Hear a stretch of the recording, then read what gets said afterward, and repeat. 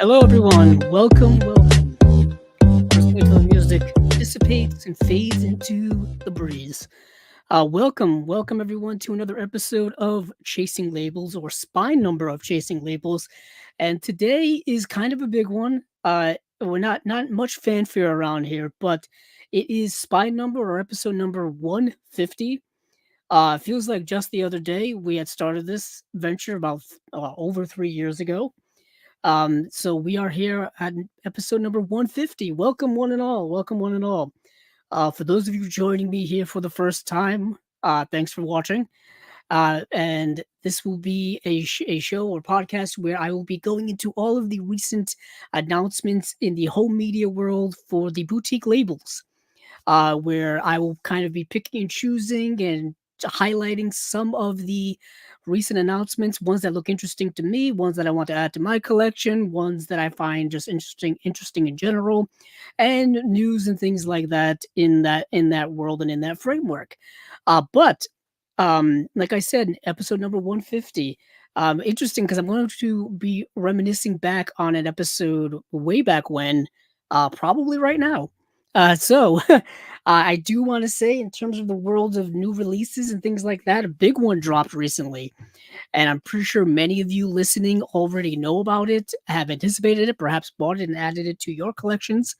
And that is the second sight limited edition of The Hitcher. I'm holding it up here for those of you just listening on the audio. You can't see it, but it is a massive set, and it's a kind of a dream come true. I've been posting it over the last week or so on like Instagram and my Facebook and things like that. And just kind of reminiscing on how much of how anticipated this has been. How anticipated this has been because if you go back far enough in the Chasing Labels archive, way back to episode number 5, which I think was back in May of 2021, it was announced that Second Sight was working on this set. And 3.5 years later, I now have it in my hand. So it's a bit of a historic moment here at Chasing Labels.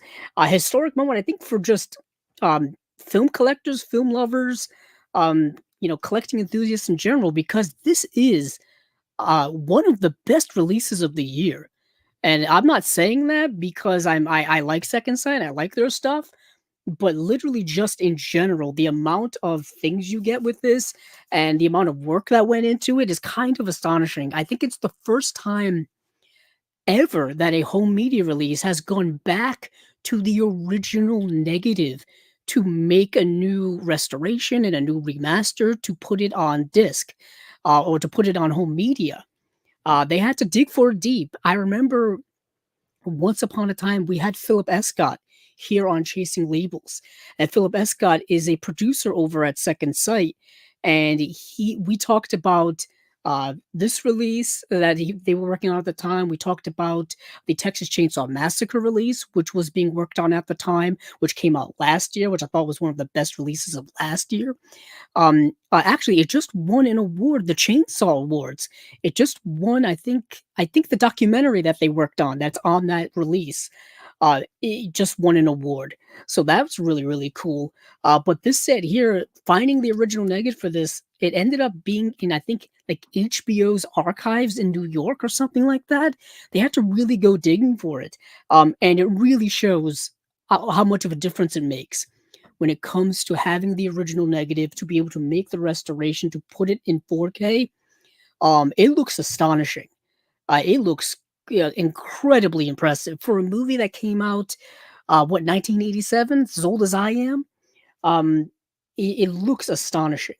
It looks astonishing. And this release here, just going over it quickly because we have a little bit of time here. It's not quite as an abundant of as long a show as we're going to normally have.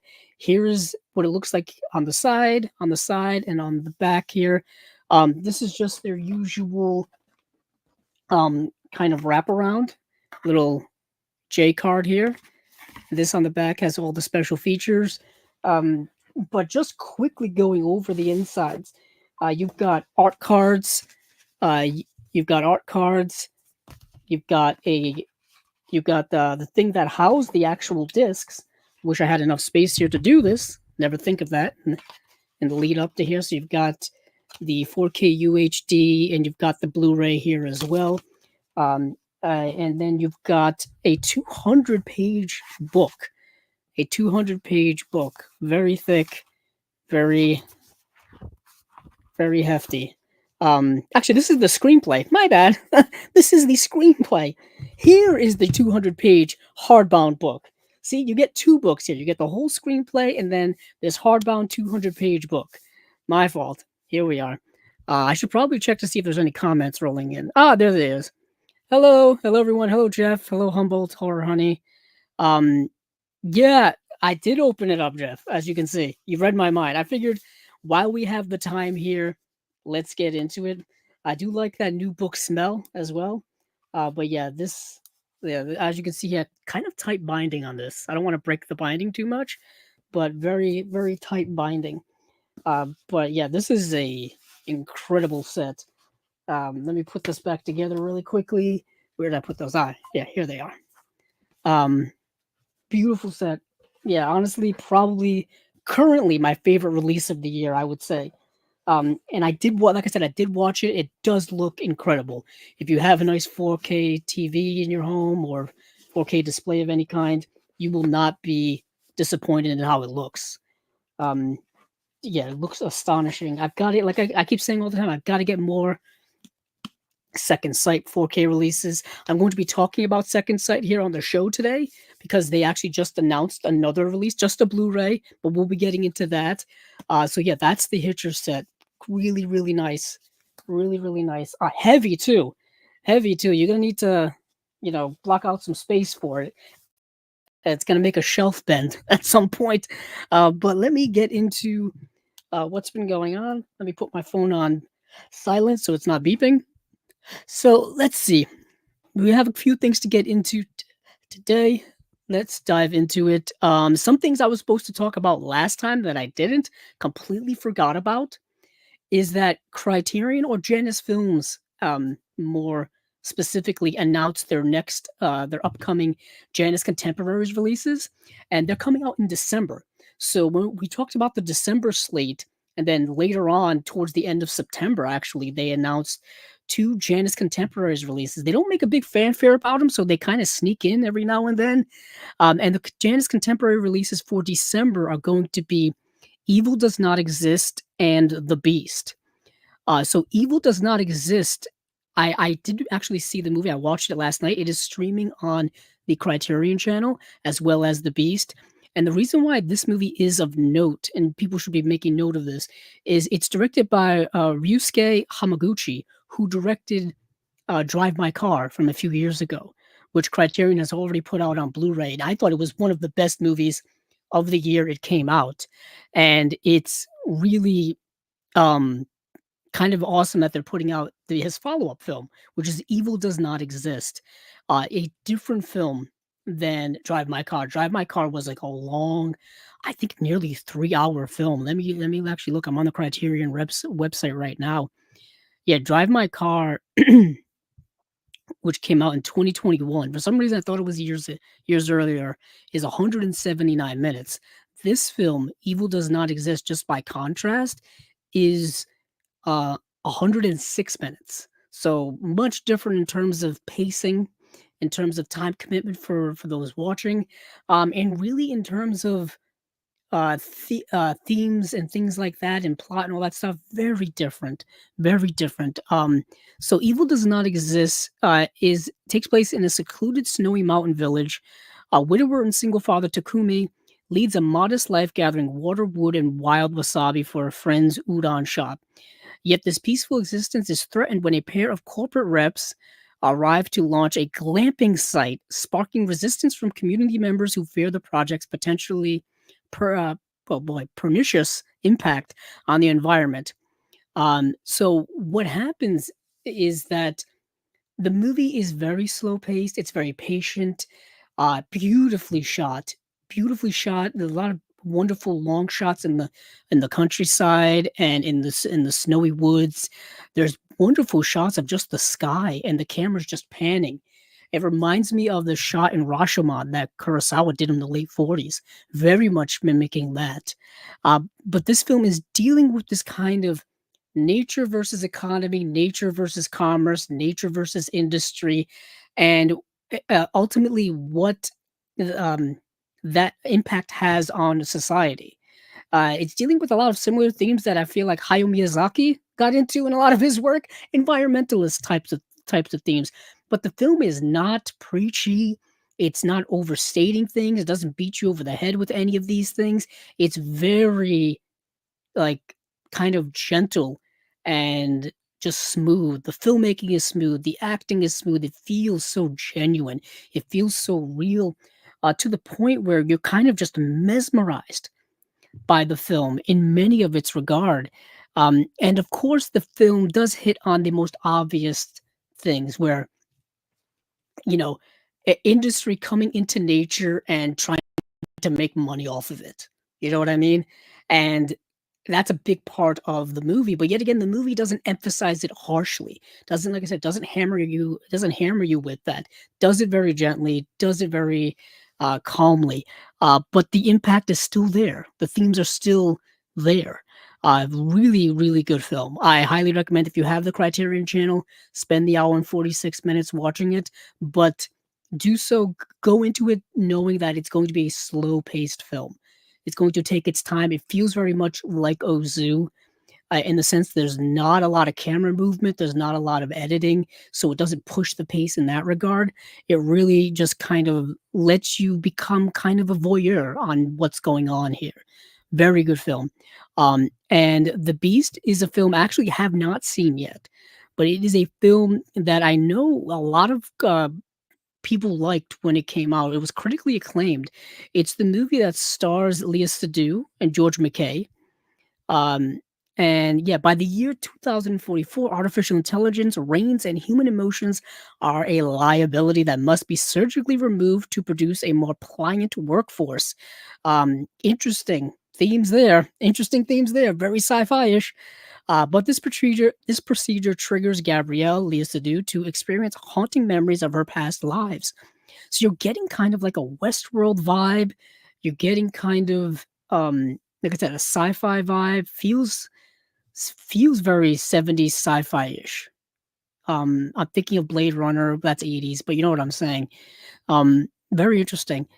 So, haunting memories of her past lives as she encounters different incarnations of her paramour, Lewis, who's portrayed by George McKay, first in Belle Epoque, Paris, and then in 2014 Los Angeles, as she once more undergoes the pains and pleasures of romance and rediscovers what it means to be truly alive.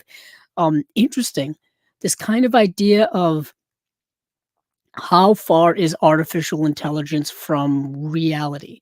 How far is artificial intelligence from the real thing? And those are questions that I think Blade Runner has asked. Those are questions that the movie Ex Machina had asked. And it's been a running theme throughout science fiction, I think, for decades. It really has. So I'm very interested in seeing this movie. I'm probably going to watch it on the Criterion channel first, um, because I've been wanting to see it for so long. It came out in 2023. Let's see, we got any Humboldt Horror Honey, which The Beast. Okay. Humboldt Horror Honey, yeah, said you watched The Beast last night. Coincidentally, I watched the other one. Evil Does Not Exist. What's interesting is I've been wanting to watch The Beast, I think since last year, and it got a very small theatrical run, I think, and then it hasn't been available in physical form, and it hasn't really been streaming that much until recently on the Criterion channel. I don't know if Mubi had it or if some other streaming website had it to rent or anything like that. Um, but people love it, but it didn't work for me. Says Humboldt Horror Honey. Well, that's movies are subjective. Well, what are you gonna do?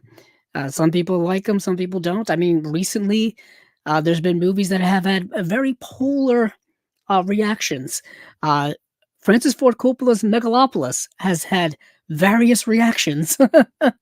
I have seen the movie, and it is quite an artistic expression of a film. Wrapping my head around that movie is I'm still doing because it's such an over encompassing film. He's trying to do so much in Megalopolis that you just have to kind of go along with the whiplash of a ride. You really do. There's so much happening in that movie. Um, yeah, I don't know. I'm just thinking of Megalopolis recently because people are still talking about it. People are still talking about it. But let me see. Where was I? Oh yes, I wanted to check for the Beast if it was because I know these Janet's contemporaries don't have much in the way of special features. Yeah, it just says meet the filmmakers in a new interview with director Bertrand Bonello. And then that's it for that. But I want to check if Evil Does Not Exist. Yeah, it has meet the filmmakers, a new interview with director Ryusuke Hamaguchi. So if you already have Drive My Car, I'm one who likes to get directors' work, especially directors whom I'm becoming a fan of. I'm definitely becoming a fan of Ryusuke Hamaguchi. So that is it for Jan's Contemporaries. These are both coming out in December. I should probably make note of that. December 17th for Evil Does Not Exist, and then December 10th for The Beast. And these are coming out along with Eastern Condors, the 8.5 4K, No Country for Old Men 4K, and yeah, that and Paris, Texas 4K. That's that month. That's that month. So let's see, where do I want to go to from here now that I've kind of cleaned up that stuff? Um, yeah, I'm interested to see if I'm gonna like it as well. I will be checking it out probably within the next week or so. Because once I have once I've done all the work I have to do here for chasing labels, I can watch some stuff. Coincidentally, this would have been work for chasing labels, so it's like extra work for chasing labels, but it's not really work. You know what I'm saying? Because watching movies is my life. So it's like work for chasing labels, life kind of mesh together often. So where? Let me check my notes. Let's go to you know what? Let's go to Indicator because they had 4 films, and these 4 films are kind of right in my wheelhouse in terms of what I like to see from them and what I think many people have come to expect from them. But also like they're deeper cuts of films. They go back to the 30s and the 40s and one from the 50s. So we've got 4 films for them from Indicator, and it's The Lives of a Bengal Lancer, The Shepherd of the Hills, Sahara, and Edge of Eternity. So The Lives of a Bengal Lancer is an interesting film starring Gary Cooper, Frank Tone, Richard Cromwell, and Sergei Standing. This is from 1935, and this is a film from Henry Hathaway. And I always associate Henry Hathaway with making westerns because he held on to the concept or the idea of the kind of classic American western pretty much all the way through his career. He worked a lot with John Wayne later on in his career, towards John Wayne's end of his career as well, because John Wayne famously did not like the newer westerns of the day. He didn't like the spaghetti western. He didn't like the influence of the spaghetti western on the American western. You can imagine, it's John Wayne, a very traditional conservative individual. Not really much for change, that man. Not much for change. So Henry Hathaway kind of stayed in that realm, and he made good westerns, good films. But this is going back to 1935. Like I said, starring Gary Cooper, who is he's a rather stoic type of actor. And I'm a fan of Gary Cooper, as stoic as he is and how wooden as he can be. There's still a charm to him, but this film is interesting. So Gary Cooper, um, head the cast of a spectacular adventure classic, The Lives of a Bengal Lancer. When Lawrence McGregor, Gary Cooper, welcomes Officer Forsyth, French Tone, and Stone, who is portrayed by Cromwell, to a remote outpost on the northwest frontier of the British Raj, they face overwhelming odds as they battle a local insurgency. Kind of, yes. That's kind of the premise of the film. There's more personal, antagonistic things going on in there, where this young officer who Gary Cooper takes under his wing is the son of the kind of the lead officer of the group of that battalion, I guess. Um, and he and so there's a lot of friction there, personal friction there. The movie is incredibly dated in terms of its depictions of the people of India. The movie is known for being, incredibly, like, pro-colonization and things like that. Because they, of course, at one point, even well into the 20th century, Great Britain had colonies all over the world, including in India, and then, of course, all of them pretty much rose up in, some type of revolution against them, or some type of fight for independence, and a lot of those a lot of those feelings kind of persist to this day. Apparently, I don't know how accurate this is. Apparently, this film was a favorite of one Adolf Hitler because of how fascist the film came off as.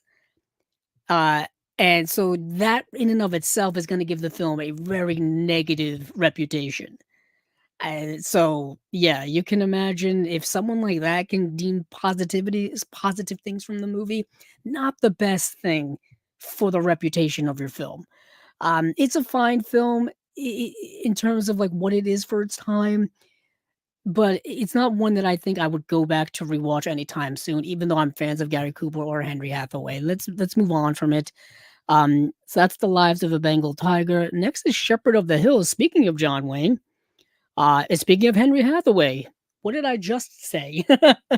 So Henry Hathaway directed this movie in 1941. So we're going from 1935 to 1941, and we've got a film starring John Wayne. And this is a young John Wayne. I think he was, oh man, maybe he's in his 30s? I don't know. I'd have to go and like check his birth date. But this is John Wayne not working with John Ford quite yet. Actually, he did work with John Ford, previous to this. He did work with John Ford in Stagecoach. I think was this I'm gonna go check IMDb right really quickly. I think this was before The Quiet Man. The Quiet Man. Yeah, oh yeah, this was a decade before The Quiet Man. I don't know what I was thinking. Uh, but this is John Wayne in a kind of a pseudo western type of film.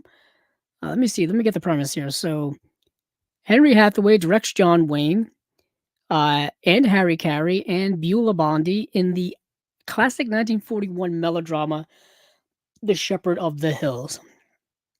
When Daniel Howitt, Carey, a kindly stranger, arrives in a remote Ozark community riven by hatred, he befriends young Sammy, and raises the ire of her fiance, Matt, who is portrayed by John Wayne, a bitter moonshiner who has sworn to kill his own father.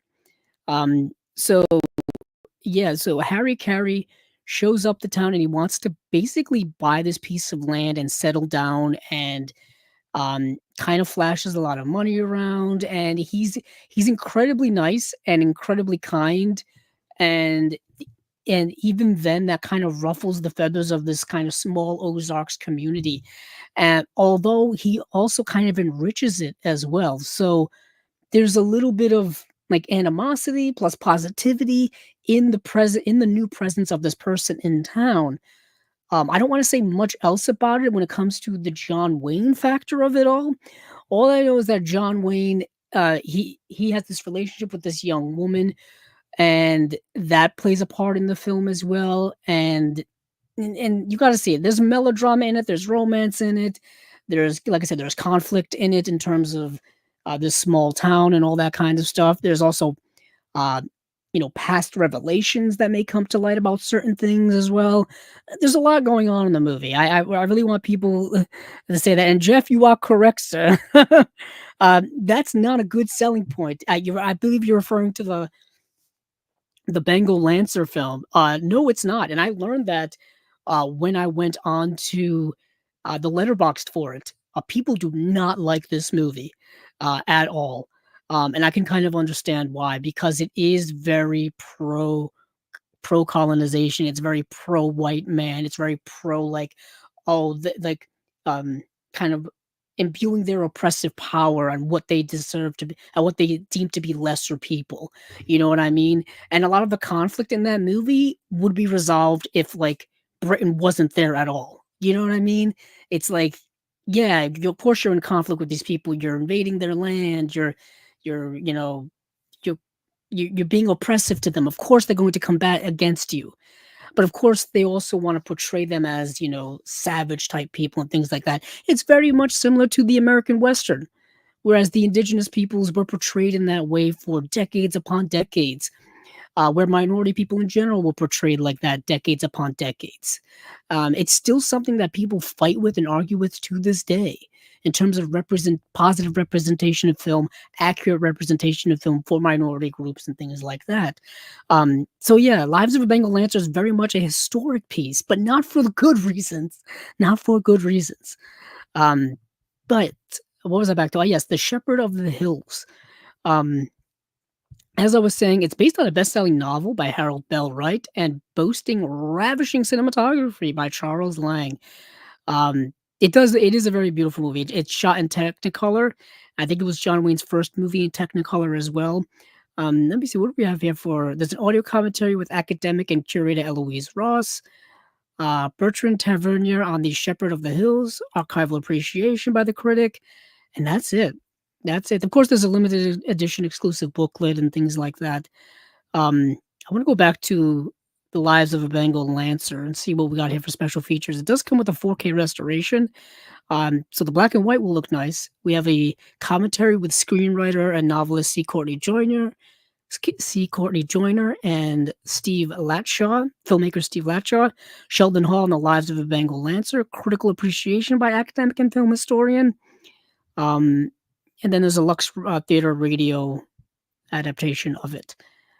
So let's move on from Shepherd of the Hills and the Lives of a Bengal Lancer to Sahara with Humphrey Bogart. So as we all know, they've put out a bunch of Humphrey Bogart films already. Let me see. Let me see if I have the box set behind me somewhere. Oh, it's way over there. Never mind. I have it. I have it in one of my stacks here. But they did put out an entire box set of Humphrey Bogart film noirs. Let me go check there. I'm on their site right now. Why not? Why not take a look? Let's see. Box sets. I want to see which one was. Oh, yeah. Columbia Noir #5 is their Humphrey Bogart box set. So if you have that, you want more Humphrey Bogart, you get this movie Sahara. And we have Humphrey Bogart, Bruce Bennett, J. Carroll Naish, Lloyd Bridges is in the film. That's who that was. Directed by Zoltan Korda. What a name! It's from Columbia Pictures. And let's see, what do we have here for a premise? Humphrey Bogart, yeah, separated from his unit following the fall of Tobruk, Master Sergeant Joe Gunn, Humphrey Bogart, and his crew flee in a tank across the Sahara, picking up a variety of stragglers and prisoners along the way. With their survival entirely dependent on the water from a depleted well, the group must defend it against a whole German battalion. So we've got a World War II movie starring Humphrey Bogart, came out in 1943, and it's about he's like the leader of a tank battalion in, I think, northern Africa, and this is before, I think, the invasion of Sicily, and he's got to survive because he's kind of on the run. And of course, water supply is short. They keep picking up like stragglers and prisoners along the way, so that strains their supplies even more in the film. And you got a grizzled Humphrey Bogart. I it's kind of got all the things I like. you give me, you give me Humphrey Bogart. You give me World War II movie. It's a war movie, which is a little bit different, kind of from Humphrey Bogart, in the sense that you don't see him in a military action role. Um, at least in my opinion, he can be, rough and tough and whatnot, when he's playing like private eye detectives and all that kind of stuff. But I don't see him as like the leader of a tank battalion. But this is what we have here, and it's pretty decent film. Uh, so what do we have here for special features? Audio commentary with screenwriter and novelist C. Courtney Joyner, Asan Koshbakht on Sahara, appreciation by the curator, filmmaker, and editor of The Lady with the Torch, Columbia Pictures, 1929 to 1959. Building a Tank, 1942. A documentary short on the work of the Detroit tank arsenal and the manufacture and testing of the M3 Lee tank, which prominently features in Sahara. Interesting. There's another documentary from 1942 called The Siege of Tobruk, short produced.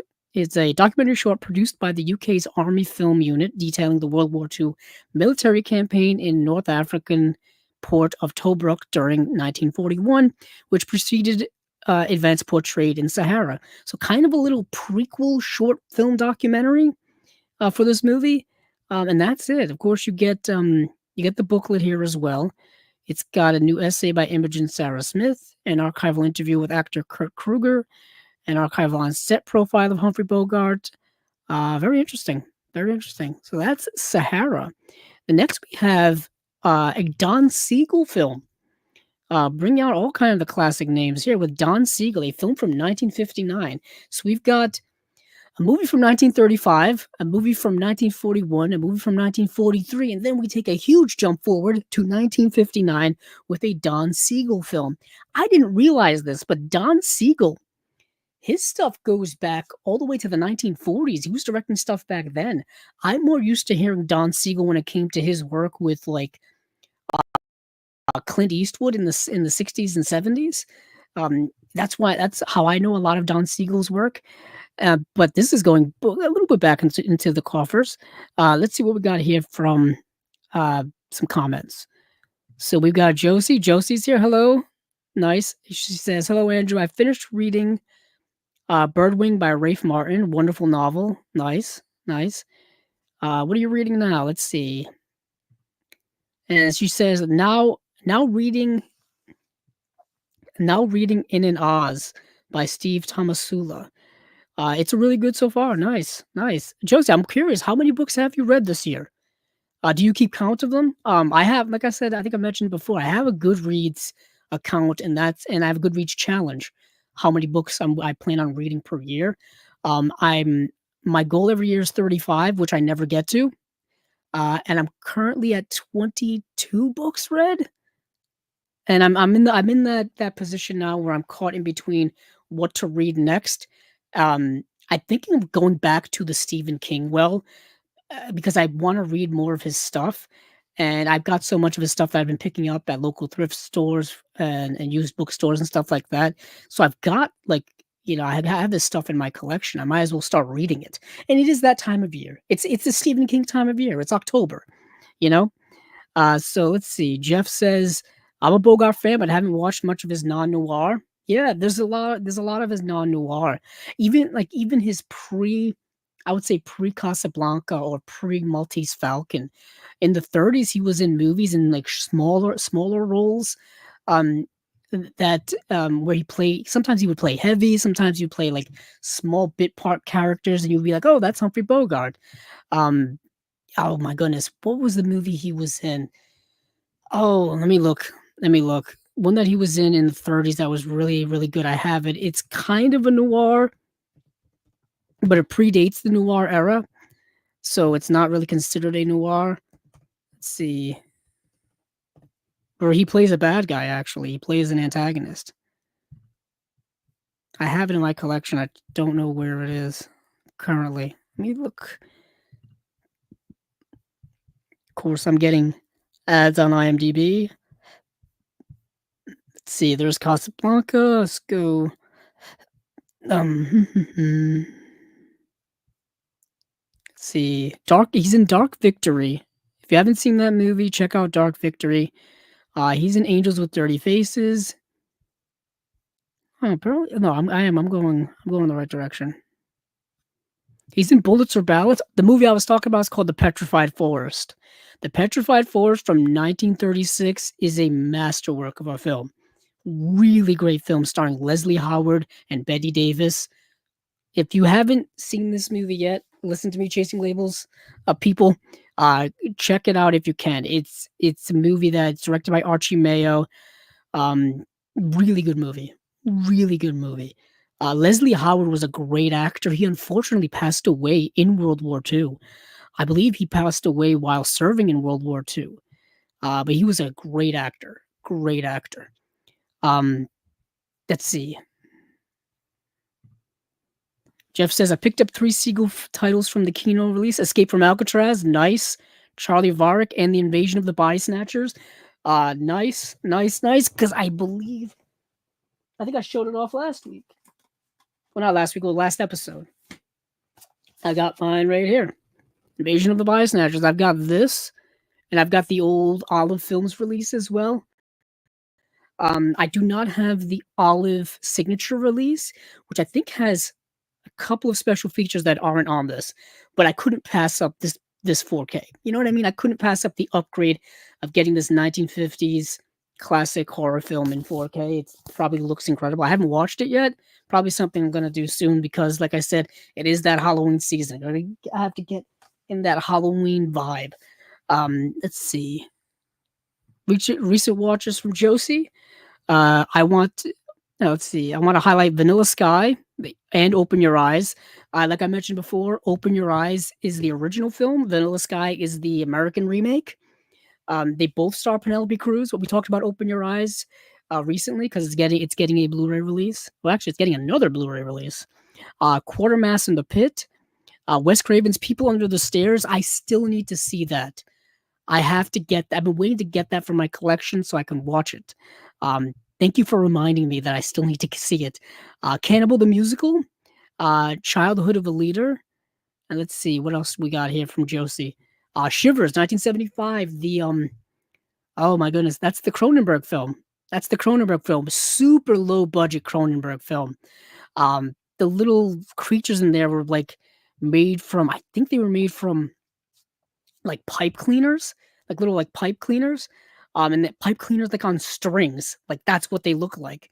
Burnt Offerings, which is good. Quieten from '64. What a movie! Quieten is a great, great movie, man. Those ghost stories in there.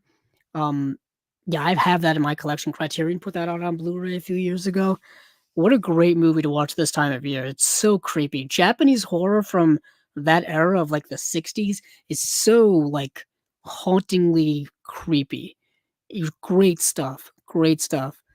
But moving on, where was I? Oh yes, Edge of Eternity, with the Don Siegel film from 1959, starring Cornell Wilde. When a series of killings plagues an Arizona ghost town on the edge of the Grand Canyon, Deputy Sheriff Martin, Cornell Wilde, forms an unlikely partnership with Playgirl Janice to investigate.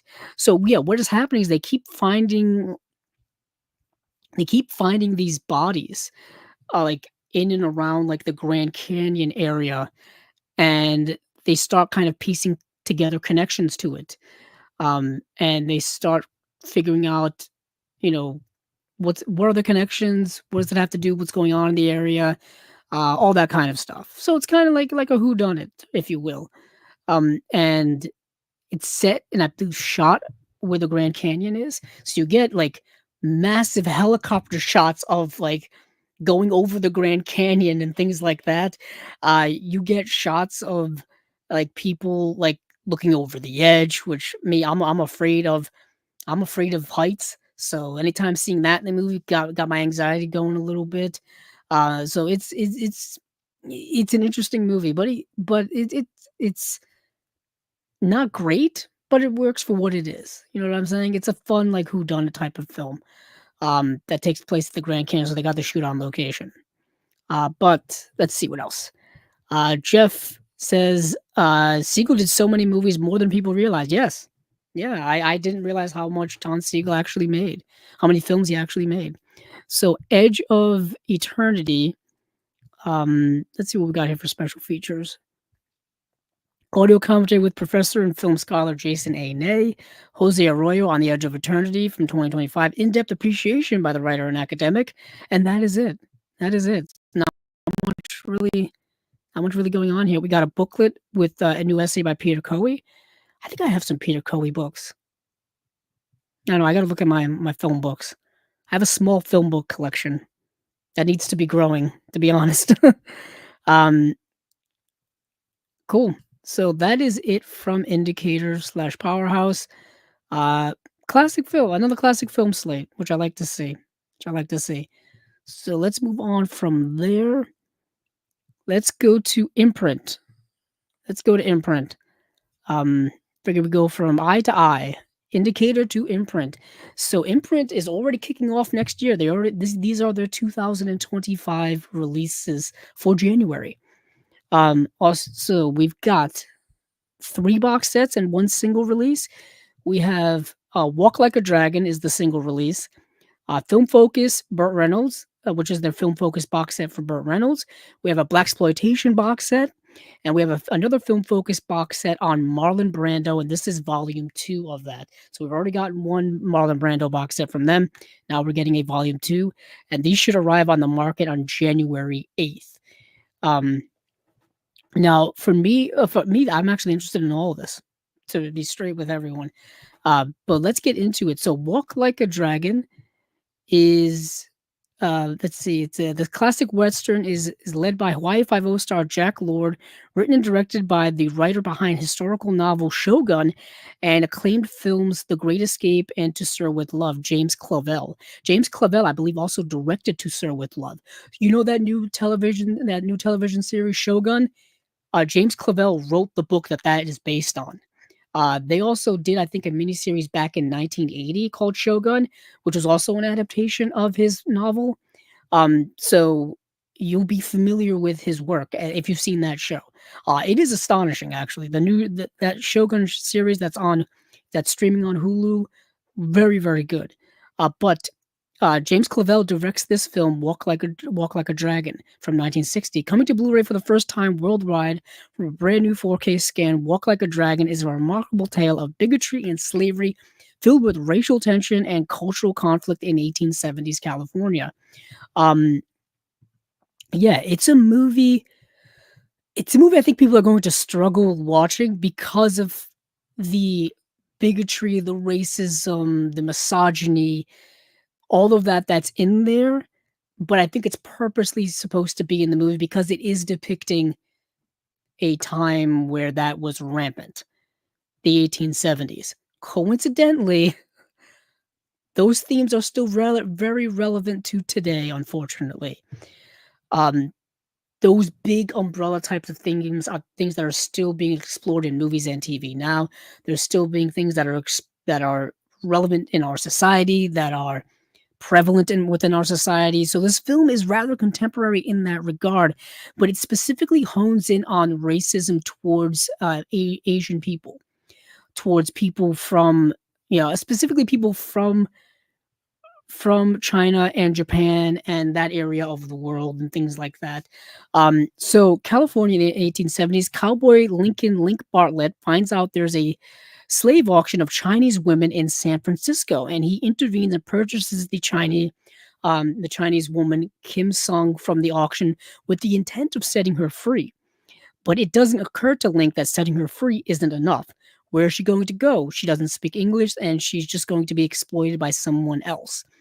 So therefore, Link takes her home and to serve as she basically takes her home to serve as a housekeeper and basically to keep her from being exploited from other people. But of course,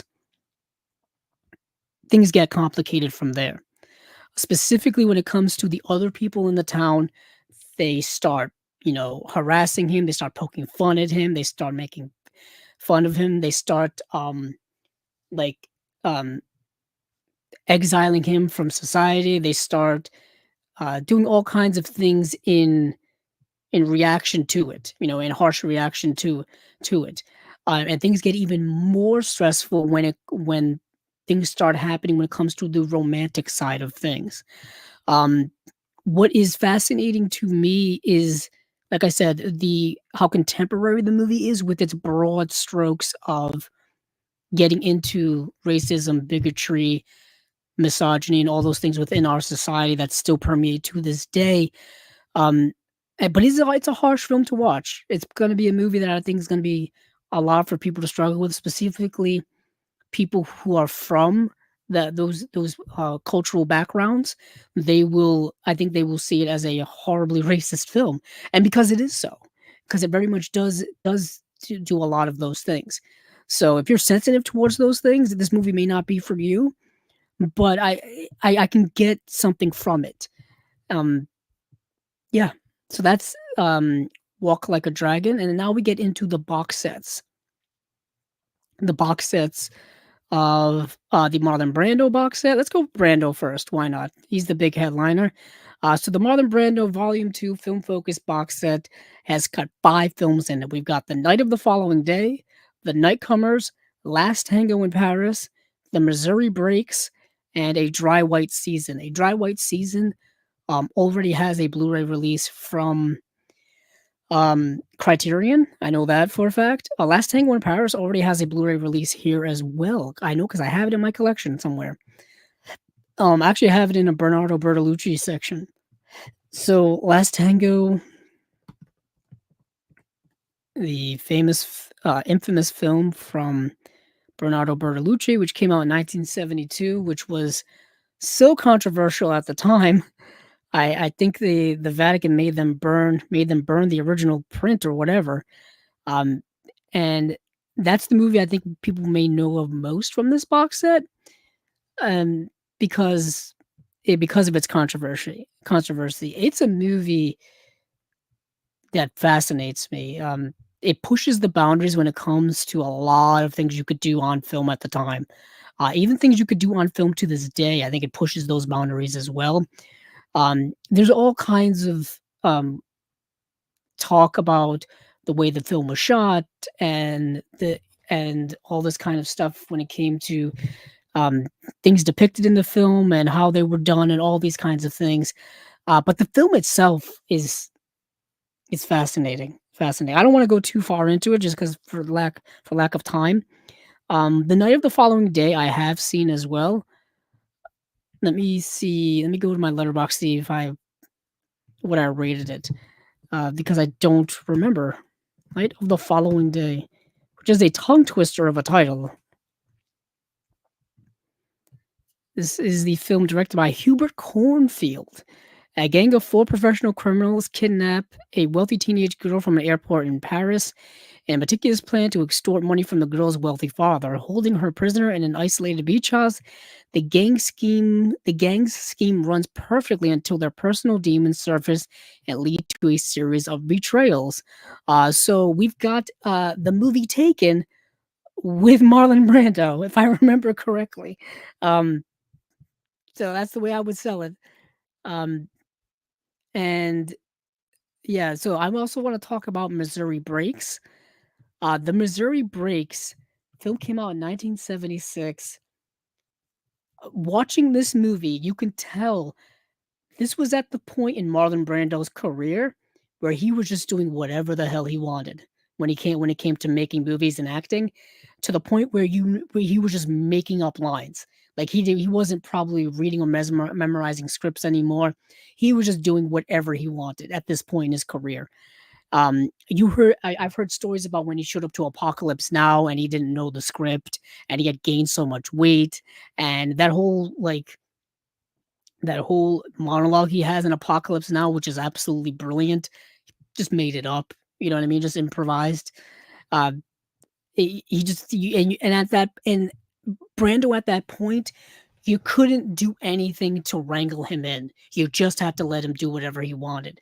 And Mississippi Breaks, which was directed by Arthur Penn, um, that's basically what happened. he did. He just gave up at some point. It was like just let Brando do whatever the heck he wants. There's nothing we can do to stop him.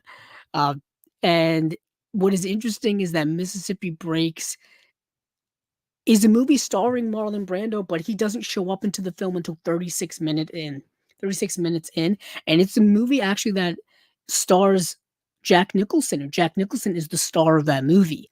And this is a let me see, let me go to the letterboxd so I can get an actual synopsis of you instead of me just rambling like a crazy person. Um, where are you? Oh, there you are. Missouri Breaks.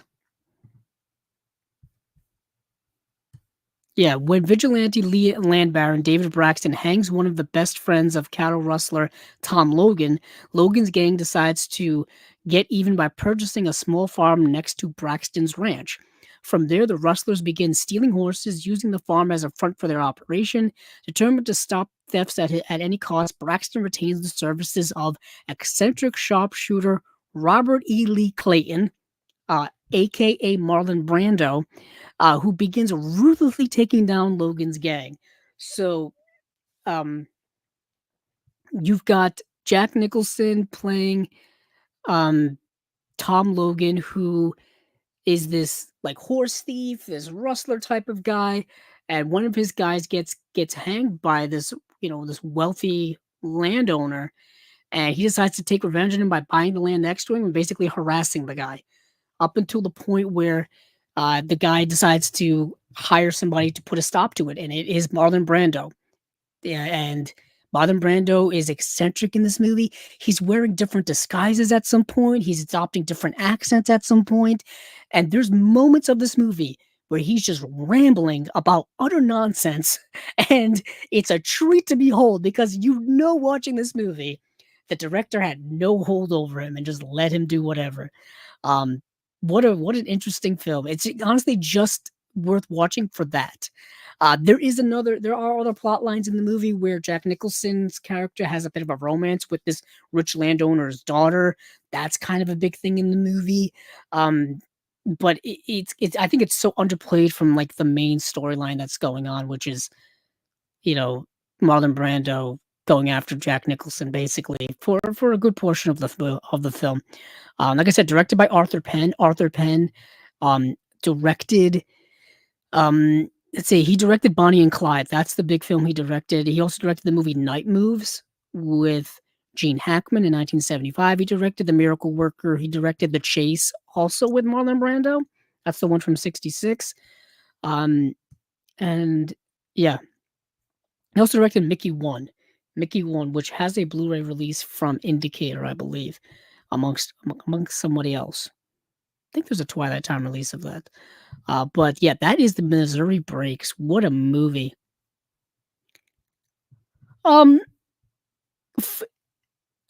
Last Tango, Jeff asks here, is Last Tango good or just fascinating? I think it's good. I really like the movie a lot. Granted, I know maybe I'm in the minority of that group of people. There's moments of the movie where Brando's really, really good. And like I said, the movie pushes sexual envelopes a lot, pushes that to its extremes. And this kind of sexual tumultuous relationship that Brando has with hold on, let me see. I forgot the actress's name. Let's see, I'm on IMDb right now. Is it Maria Schneider? Yeah, Maria Schneider. This overtly sexual relationship is also kind of a way for them to be working through certain emotional things as well. Yeah, it's got a reputation for a reason. It's been a while since I've seen it, but I remember liking it a lot. For those of you who don't know, it's a young Parisian woman meets a middle-aged American businessman who demands their clandestine relationship to be based only on sex. It starts out that way, but things, of course, evolve over time. Yeah. So let's see what else. I think that was it from the Marlon Brando box set. Let's go to the Burt Reynolds box set.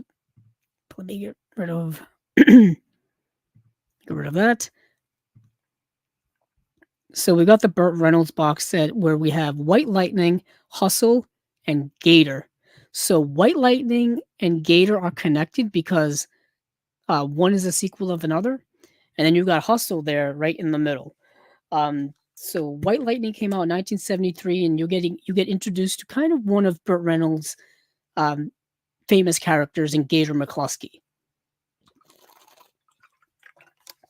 He's a bootlegger, a moonshiner, that type of guy. And if I remember correctly, he gets roped into going undercover for like the federal government to bust up a moonshining gang. Because because he was so good at it. I guess they need somebody to kind of infiltrate this gang and like you know bust them up basically. It says here an ex-con teams up with federal agents to help them with breaking up a moonshine ring. There you go. Organized crime, organized moonshining. Burt Reynolds, Jennifer Billingsley, Ned Beatty, Bo Hopkins. It's a movie I haven't seen in good, maybe like 10 years or so. But I know people like it because Burt Reynolds was so charismatic on screen. Regardless of the quality of the movies that he was in, he was good in them. He was so charismatic, so likable, and so fun to watch on screen that you couldn't help but just watching. Um, yeah, it's so that's that movie, and then coincidentally, White Lightning is the same premise. And the Gator's the same premise, except there's like a little extra twist in it where um kind of a lighter film. Hold on, I'm on the wrong place on my letterboxd.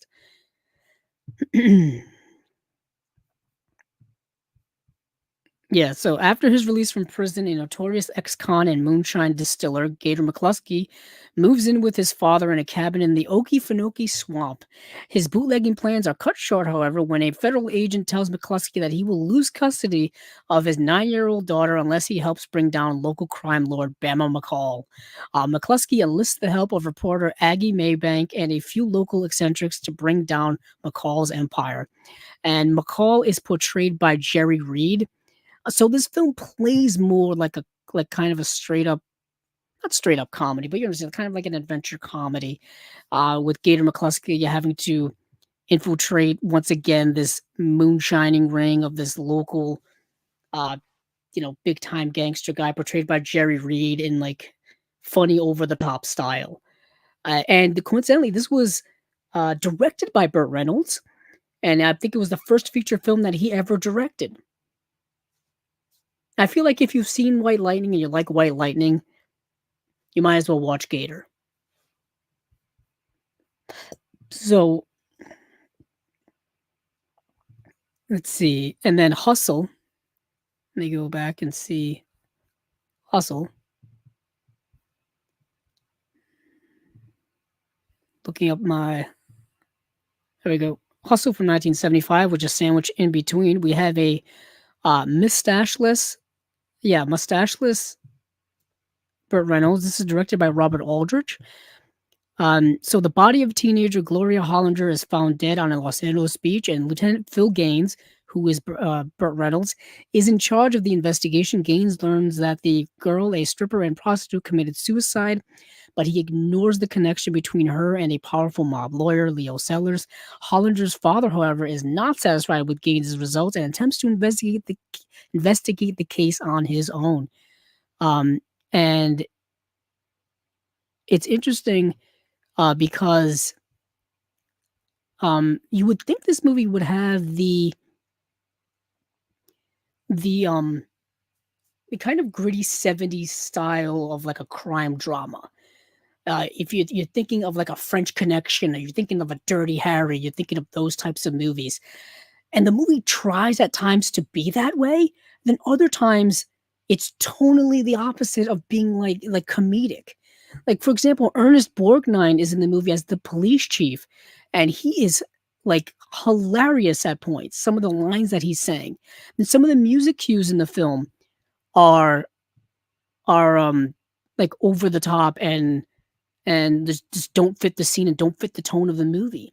Like you're dealing with a movie that's a murder investigation about someone who got into some really dirty like drugs and heavy underworld type of stuff, and yet the movie's tone doesn't dictate that.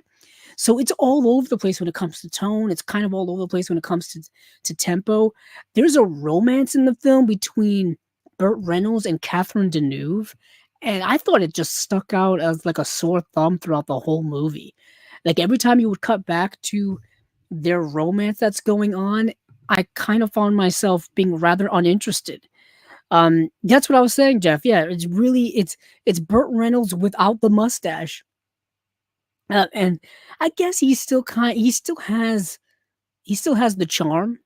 but he doesn't have the aesthetic charm quite to the degree when he has the mustache. So he's so synonymous with it. He's so synonymous with it. But Hustle, yeah, Hustle is kind of a movie that's a bit all over the place for me. But let's move on because we got some other things to go through. We have the Blaxploitation Box Set, and this is 4 films that are within that Blaxploitation realms of the 1970s: Legend of Black Charlie, The Soul of Black Charlie, Superfly TNT, and Detroit 9000. Unfortunately, the only one of these that I got to see is The Legend of Black Charlie. If you do go on to Letterboxd and you do go on to IMDb, there is an alternate title to this, to both The Legend of Black Charlie and The Soul of Black Charlie. That's what the original titles are, and the original title includes a word that's obviously not socially acceptable to say anymore, or really it shouldn't have been said ever. But you know what I'm saying. There's a reason why they changed the title here for reasons. If you go onto IMDb, you'll understand exactly why. So The Legend of Black Charlie is it's a Western blaxploitation film. But don't think it's Django Unchained or anything like that. It's more. It doesn't have the spaghetti western vibes of that film it used, that Quentin Tarantino loves so much. It's way more straightforward than that. Takes place during the pre-Civil War era, and let's see. Let me go to the synopsis here. So we've got, where are you? Ah, there it is. A trio of runaway slaves evade authorities in the Old West. That's kind of the premise. Kind of the premise. So you've got a movie that is a starring vehicle for Fred Williamson. Fred Williamson was in. He was in MASH. He was in um, various other movies. He was in like the original Inglorious Bastards. He was in Vigilante, the film from 1982. He was in a bunch of movies. But he's in this movie as a runaway slave. He and 2 others run away from this plantation that is about where they're about to be sold. They run away from the authorities, and then the movie kind of becomes a pseudo version of the Magnificent Seven or Seven Samurai, but only in its 3rd act. So the movie technically has like 2 plot lines to it, or it's like 2 different movies in one. There's that initial plot line of them running away, and then there's a plot line in the kind of second half of the movie where it becomes the Magnificent Seven or Seven Samurai. That's all I'll say. That's all I'll say. I did not dislike the movie. I actually kind of really liked what it was doing as a blaxploitation film, being part of that subgenre, and exploring a lot of those things within it. Unfortunately, I did not get to see any of the other films. So I didn't get to see its sequel, The Soul of Black Charlie, which takes place after the Civil War. I didn't get to see Superfly TNT, which I don't know if that's connected to Superfly at all. And then I didn't get to see Detroit 9000, but it's really cool that they put out a blaxploitation box set, because we typically don't get a lot of blaxploitation box sets. We've been getting a lot of kind of blaxploitation Blu-rays and things like that. I have Shaft right here next to me. Actually, we've gotten Shaft, we've gotten Superfly, we've gotten Black Dynamite. We've got, of course, the Pam Grier films like Coffee and things like that. But yeah, this was another one that's kind of like a different section of blaxploitation. So that's really cool. So that is it from Imprint. We've got let's see what we got here for special features. So yeah, they don't really get. I have to go onto the Imprint website. Hold on. For some reason, the read up on Blu-ray.com is nowhere near as extensive as it was before. So let's see. Where are you? Oh yeah, there you are. I'm curious what these special features are.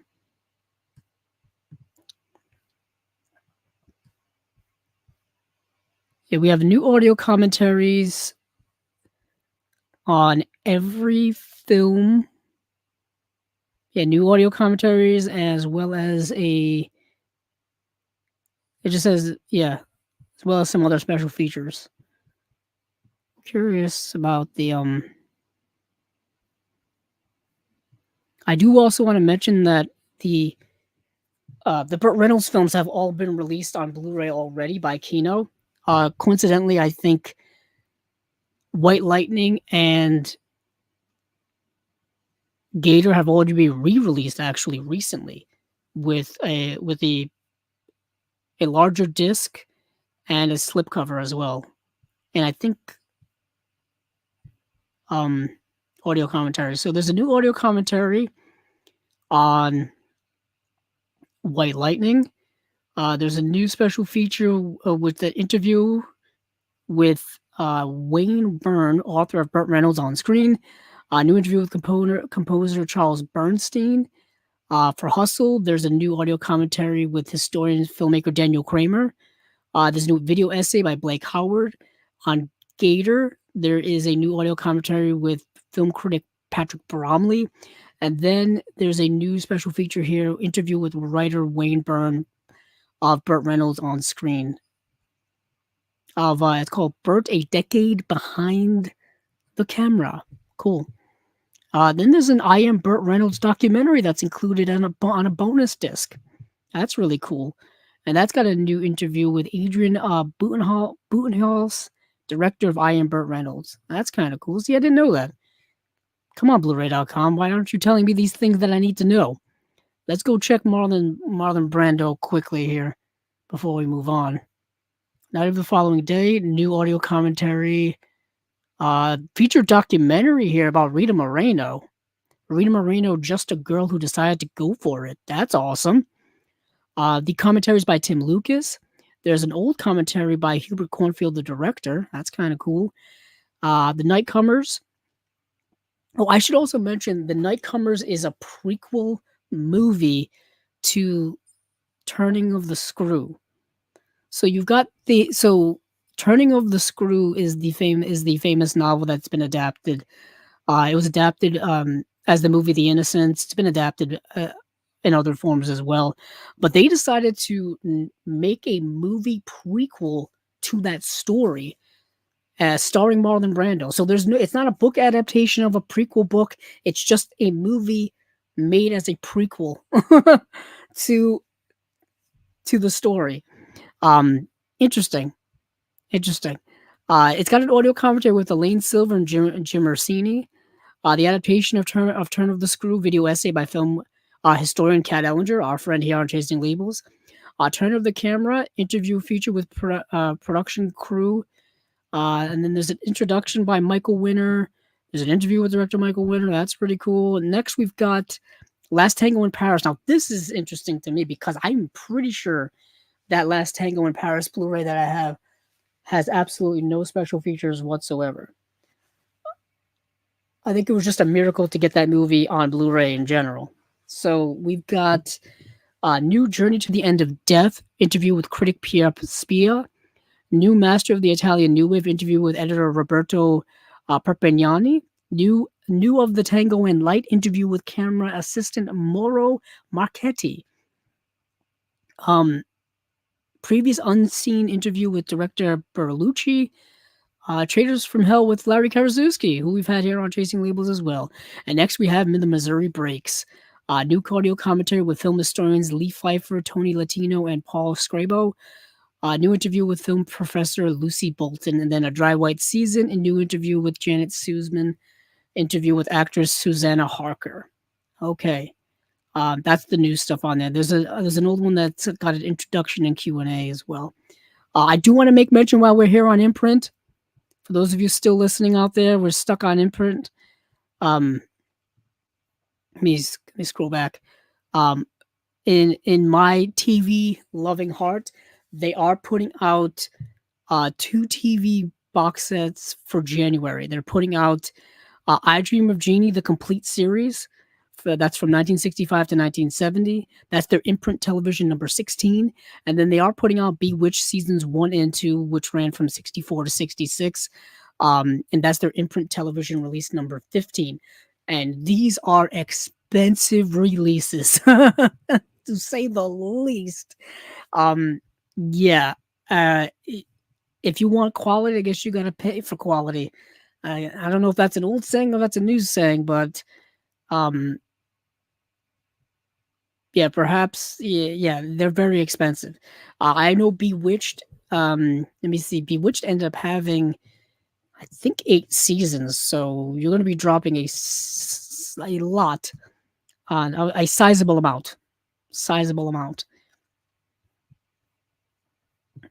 I hate what IMDb has done to their website. It used to be so much easier.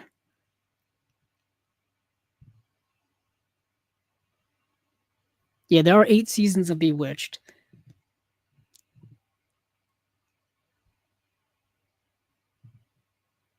So that's going to be very expensive if they're going to be grouping them into like 2 season sets, and for the prices that they're asking, it's going to be very, very expensive. I just wanted to mention that really quickly because I know these were highly anticipated from us classic movie fans. But that is it from Imprint. Let me get away from Imprint. Let's see. Imprint is gone. Let's go quickly. Let's sneak in Umbrella here since we are in that part of the world. Umbrella is preparing a 4K UHD release of Tarsum Singh's The Fall. I watched this movie for the first time. It has had nothing but an incredibly positive reputation for so many years. And after finally watching the movie, I understand why. It is a gorgeous movie and a really good movie, too. I had never seen the movie, but like I said, so many people have raved about it for so many years. This movie came out in 2006. It stars um, who's in the movie that people would recognize? Lee Pace is in the film, and yeah, it's a visual treat of a movie. This is going to look stunning in 4K. I know recently I had heard that Tarsum Singh was working on um, the 4K remaster of it, so it is coming. I'm not sure when. There's no real date on it, but I just wanted to give an update. It just says early 2025, so who knows when that will be. But I want to give mention that really quickly, and then I want to talk about Sandpiper Pictures. Sandpiper Pictures unveils their upcoming releases, and these are releases that are coming in December 17th, actually. Now, Sandpiper Pictures, we've talked about here a few times. Sandpiper Pictures kind of scoops up whatever licenses they can from other boutique labels that have lost the licenses, that the licenses have lapsed and they haven't renewed them. So you're going to be seeing a lot of familiar films that Sandpiper reissues, essentially, because I don't think they have the money to produce their own special features. So they just kind of um, re-release whatever comes along with licenses that they buy. That's what I understand. It could be different, but I'm not sure. So here we have The Pope of Greenwich Village, River's Edge, Heavy Traffic, which is a Ralph Bakshi animated film. We have Sleepaway Camp 2, Unhappy Campers. We have Sleepaway Camp 3, Teenage Wasteland. We have The Land That Time Forgot. We have Cast a Giant Shadow, and we have Mulholland Falls. Now, Mulholland Falls, I know, was a release that Kino had put out, and I think they recently lost the rights to that, so that release is out of print. River's Edge is the highlight for me. I've been talking about this movie for years on Chasing Labels. The River's Edge Blu-ray had gone out of print a while ago, the one that Kino had put out. Unfortunately, I didn't buy it in time, so I've been trying to hunt it down, and it goes for way too high of a price. Unfortunately, I'm hoping that with this re-release, they at least have the rights to what Kino put out on their version. If they don't, and all we get is the movie, then the hunt continues. So, River's Edge was put out by Kino on Blu-ray in 2015, and yeah, I think it went out of print a year or two ago. It's been a while. This is the movie from 1986, directed by Tim Hunter, starring Keanu Reeves, Crispin Glover, Daniel Roebuck, Dennis Hopper, Iona Sky. Um, it's I think it's so underrated. I think it's so underrated. Thanks for sticking around, Jeff. Thanks for always showing up and giving the support. Love to have it. Thank you for showing up. Um, good night. See you next time. Um, so as I was saying, River's Edge, super underrated film. It's a movie that gets into themes that I'm eternally fascinated with, and that is um like teenage angst, teenage growing pains, that transitional part between childhood and adult, and what that is when it comes to each generation, how each generation processes that, how each generation processes their teenage years and what they're going through, and how they connect with previous generation, how they connect with the following generation. So this is getting into a lot of those things. It's got a young Keanu Reeves in it. I don't think I can sell it harder than that. Dennis Hopper plays kind of a crazy old guy in it. Um, it's a fascinating movie. Crispin Glover is kind of off the charts, wacky in the movie. But I really like the movie a lot. I've been championing it. I can't say it. I can't say championing it for years. There we go. Finally got there. I'm losing my voice.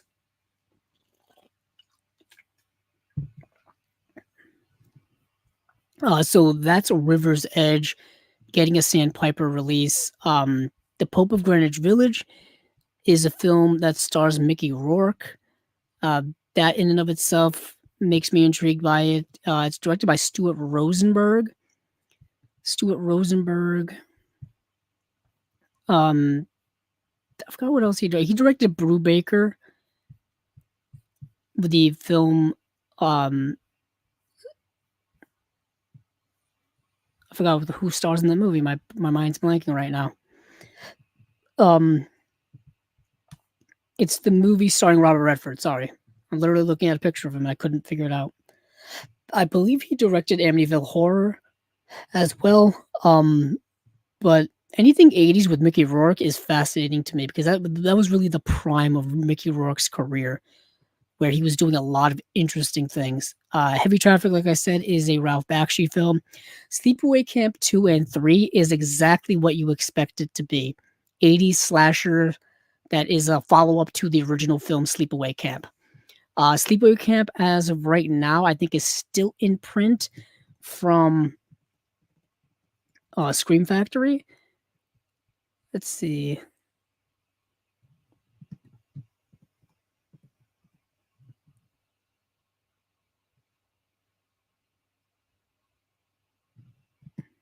Nope, that's not what I was looking for. Going to make me look. Yes, so Scream Factory slash Shout Factory put out Sleepaway Camp back in 2014, and as far as I know, that Blu-ray is still available. It's the sequels that I think have been that are now out of print, at least their versions.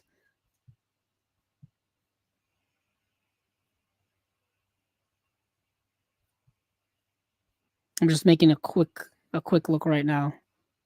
Yeah, they're way out of print. I was just checking the price on Amazon. Yeah, way out of print. So those are coming back around. Let's see. Let me go back to the list I had here. Cast a Giant Spider, I've never seen. Mulholland Falls, I did get to see though. So Cast a Giant Shadow. Sorry, Cast a Giant Shadow. Stars Kirk Douglas and Angie Dickinson. It is available, I think, to watch on Tubi right now, so it's streaming there. Mulholland Falls is a 90s neo noir set in the 1950s. And you may be thinking to yourself, wow, that sounds really good. You would think so. But it's an okay movie that kind of loses its way as the movie goes along. It's got a great cast. Nick Nolte, Melanie Griffith, Chaz Palminteri, Michael Madsen, Chris Penn, Treat Williams. Um, it's got a decent script for the most part, for a little bit of it. I think the movie just kind of runs out of gas after a while, in my opinion. Um, who's in the film as well? Jennifer Connelly is in the film as well, in a small role but vital role. In 1950s Los Angeles, an elite squad of 4 detectives investigate the murder of a young woman. The young woman is portrayed by Jennifer Connelly, and you know it's a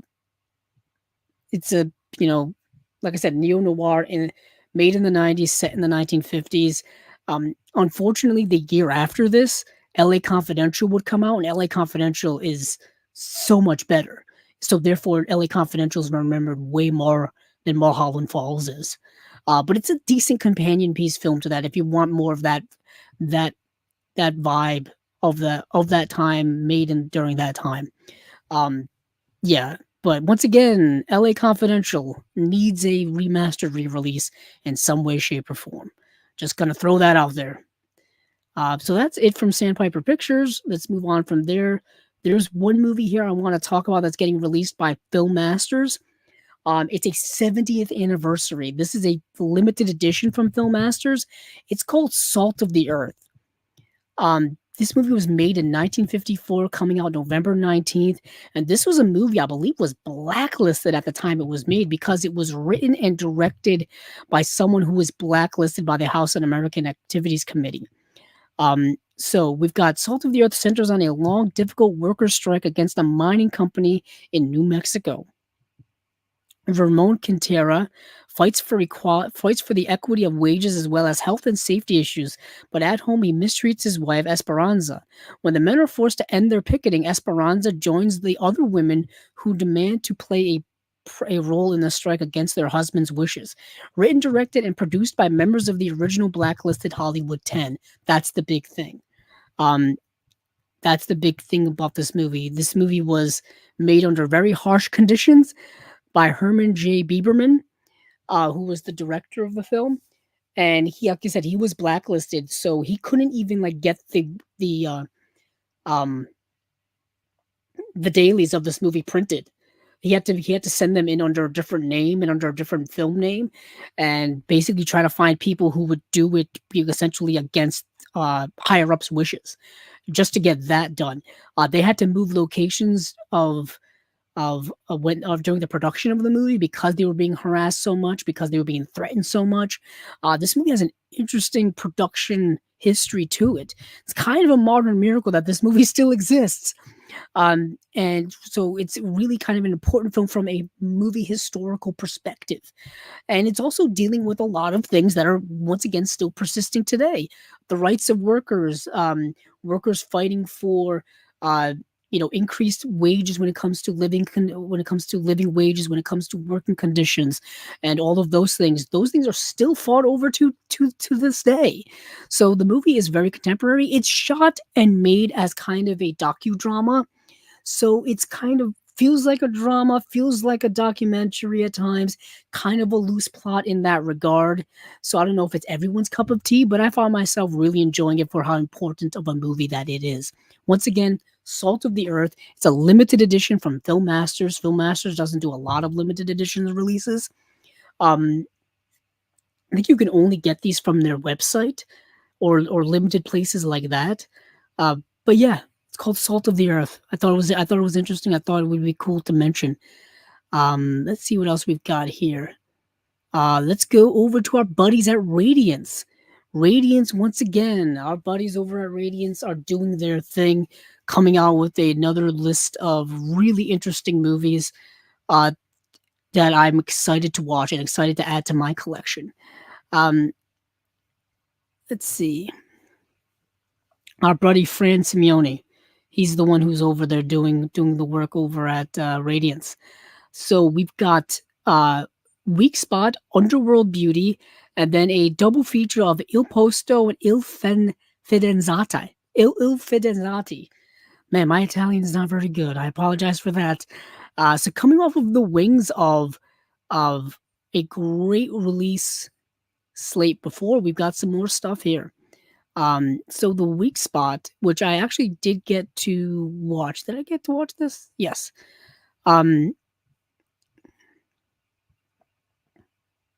Yes. So Tonazzi is an innocent playboy holiday rep in Greece who is picked up by two secret agents.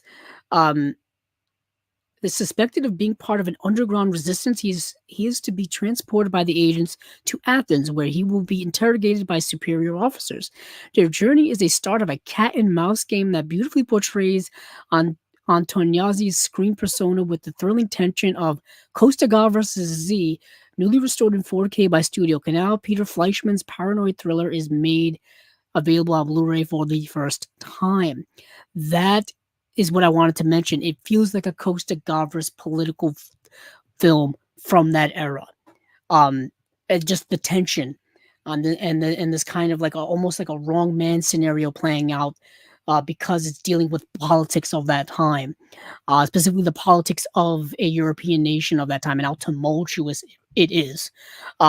Interesting, while watching the movie, it made me think that um, there's always been political turmoil everywhere in the world, pretty much, for so long, specifically throughout the 20th century. Whether you're in Europe, whether you're in the United States, whether you're in South America, whether you're in Africa, whether you're in Asia, there's always political turmoil happening all the way up until now. Things are never like truly peaceful anywhere in the world 100% of the way.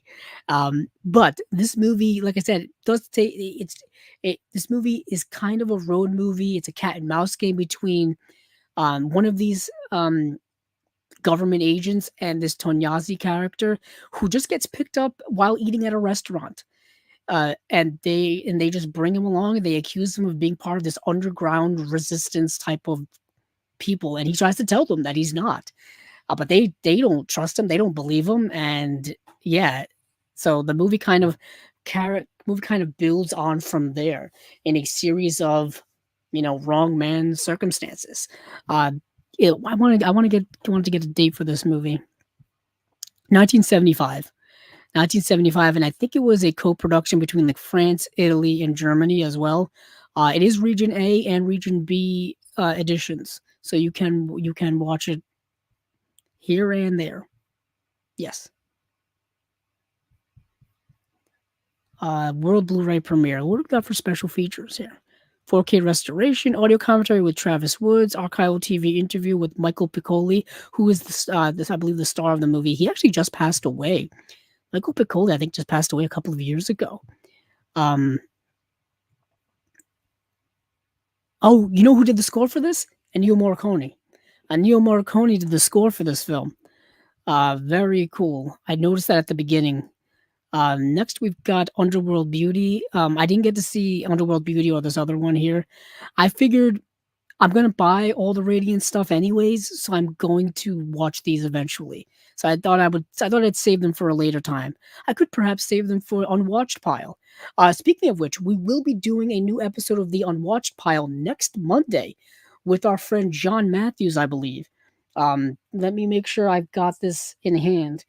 Um, I'll be doing it with, of course, Steven will be on with me, and John Matthews will be joining us. I think that it'll be his first time, or maybe his second time. I think it's his second time. Let's see. Just looking at my.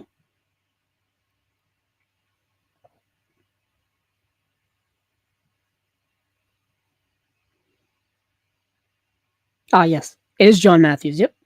So that will be October 21st at 9 p.m. Eastern uh, daylight time. So that will be next Monday, a week from today. So Underworld Beauty, retrieving the diamonds he stashed before his arrest, thief Miyamoto hopes to help his old partner Mihara, crippled during the heist. Their former boss, crime lord Ohani, offers to mediate with a foreign buyer, but secretly wants the stones for himself. The deal goes awry when gunmen appear on the scene. Mihara swallows the diamonds but dies in the chase, leaving a valuable corpse in the police morgue. Miyamoto forms an uneasy alliance with Mihara's wildcat sister Akiko to keep the gems away from gangsters, cops, and even Akiko's greedy boyfriend. This sounds amazing. It's directed by Seijun Suzuki, which immediately makes me want to see. I think this is part of the Japanese noir genre or subgenre that was going on at that time. I've seen a few films from that era. You got films like Branded to Kill, like that those types of movies, which is another Seijun Suzuki film. Let me see, like Branded to Kill. What's the other one that goes along with it? I always forget it. I always remember Branded to Kill. and I forget the other one. Tokyo Drifter. Tokyo Drifter is the other one. Those are the two that Criterion has put out.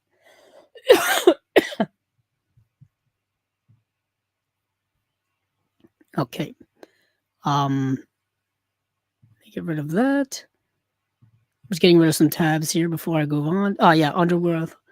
Like I said, this is Underworld Beauty is a Seijun Suzuki film from 1958, part of that Japanese noir of that era. I love Seijun Suzuki's work. I have to get more of his work, so I'm probably going to be getting this. I know I'm definitely going to be getting this in the future. It's got a new 4K restoration, a new interview with critic Misuki Kodama, bonus feature Seijun's Love Letter. I think that's a film. Looks like a film he made in 1959. That's 40 minutes long. Audio commentary on that movie, Love Letter, by Suzuki biographer William Carroll. And then that's about it. And I think this is region A and B as well. That's important to note. And then we've got Il Posto and Il Fidanzati. Fidanzati. Two Italian films, I believe. Let me see here. So I think we got two different descriptions. I want to make sure Yes, so Domenico is thrust into the big city by his family to find a job for life. Find a job for life. That's kind of hard. He's up for an exam to secure a post along with many hopefuls. There he meets Antonietta, played by Olmi's then wife, Lodenia Detto. And the two strike up a friendship and experience the world of work for the first time together, stunningly shot on the streets of Milan. Hermano Olmi's Il Posto is touching and often funny. Portrait of a modern life and work, winning numerous awards on release. It is recognized as a classic of world cinema. That sounds good to me. I think these are both streaming on the Criterion channel right now as well. So I have to check them out. Next one, I think this is for Fidanzati. Giovanni works in a manufacturing plant and takes a promotion that will send him to Sicily. His transfer causes him to leave his fiancée Liliana, his father, and friends behind. Once in Sicily, he begins to wonder if he made the right choice. Stunningly shot, Eve Fidanzati channels the industrial isolation of Antonioni with a dreamy and heartfelt lyricism. You had me at an Antonioni comparison right there. I think both films are getting 4K restorations from original camera negatives. And then you've got appreciation by filmmaker Maurizio Zaccaro, interview with cinematographer Lamberto Caimi, interview with author Richard Dyer on the film's interview with program Isan Koshbakt and on Hermano Olmi. Reversible sleeve features original art. That's the usual stuff. Yeah, that's it for the extras. These are Italian films, like I said. One's from 1961, one's from 1963, and it looks like they're all region A, B, and C. And these are the January releases. So kicking off the new year with some good stuff from our friends over at Radiance. I trust the work they do with everything. They haven't let me down yet. I don't think they've let anyone really down yet. So that's really awesome. That's Radiance. And now let's go to Kino. Kino had a few release announcements. Some stuff that we already know, some stuff we don't know. First up here is a Sylvester Stallone movie, which doesn't say when it's coming out, just says coming soon on 4K UHD, and that is Daylight. Stallone trapped in a collapsed tunnel, and he's got to save the people that are in it. Well, first he's not collapsed, but then he decides to go in and rescue the people because I guess he's the only man for their job. So it's starring Sylvester Stallone, Viggo Mortensen, Amy Brenneman, Dan Hedaya, shot by David Egby, written by Leslie Beam, directed by Rob Cohen, who directed The Fast and the Furious, amongst other films. And yeah, it's a 90s Stallone action film that I think is kind of underrated and overlooked. It's the premise of it sounds a little ridiculous, but the movie plays it seriously. Like there are some serious, harrowing aspects to this movie, and Stallone plays it very well. I think the fear and the danger, it feels very real being trapped underground as this tunnel is flooding and people are dying, and it is a dangerous situation. Um, and it's kind of interesting how, it's it's playing into kind of the over the top disaster films that happen, that we've been seeing, God goodness, since the 70s. Uh, but if you've been aware of the news now, the big time natural disasters are getting more and more real, with hurricanes and wildfires and tornadoes and the destruction that's left in their wake. Um, can lead to very almost like movie-like scenarios, but it's real life. It's real life. Now, this wasn't started by a natural disaster. This was started by an explosion, but still, the destruction is still there in this movie. Um, but yeah, I actually really enjoyed it. I'd never seen the movie before. Next, we've got kind of another natural disaster. This movie is a natural disaster, and this is Dante's Peak, starring Pierce Brosnan and Linda Hamilton. Now, I saw this movie back when I was very young on cable TV, probably HBO, late at night when I wasn't supposed to be watching. Um, so this would have probably been 1998, 1999 when I saw it. It came out in 97. So, you got to wait until it comes out on, pay cable. And this is getting a 4K UHD release sometime soon. Doesn't say when, but Pierce Brosnan, Linda Hamilton, directed by Roger Donaldson, who directed No Way Out. It's a natural disaster movie where the volcano Mount St. Helen erupts and just creates a whirlwind of chaos in that region, in that area. I was just talking about natural disaster being very real. We've had volcano eruptions since Dante's Peak in the world. So it's a very real thing. You know what I mean? What was once 90s, over the top action fare is a very real thing now. But yeah, I remember seeing this movie when I was a little kid and rather enjoying it. I've never owned it. I never had it on VHS, never had it on DVD, don't have the Blu-ray. So this will be something perhaps I'll get, at later on at a Kino sale. I feel like that would be where I can maximize my benefit of that. Next up here is a movie that we do have a date for, and that is November 26th on 4K UHD, is M. Night Shyamalan's The Visit. Now, his other films have slowly been getting 4K UHD releases. We got one for Unbreakable, Signs is coming out. What's the other one? Hold on, let me see. Let me find my tab here for Blu-ray.com. It's actually coming out this month. So we will be getting some more M. Night Shyamalan. So remember, I always forget. My mind is not where it should be. Hold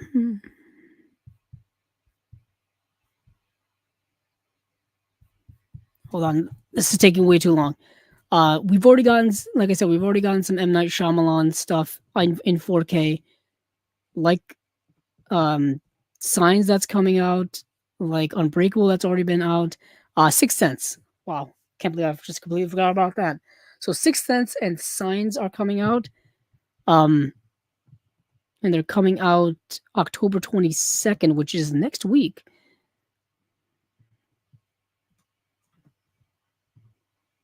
So they'll be coming out. I think all we really we need The Village. The Village needs a 4K UHD release.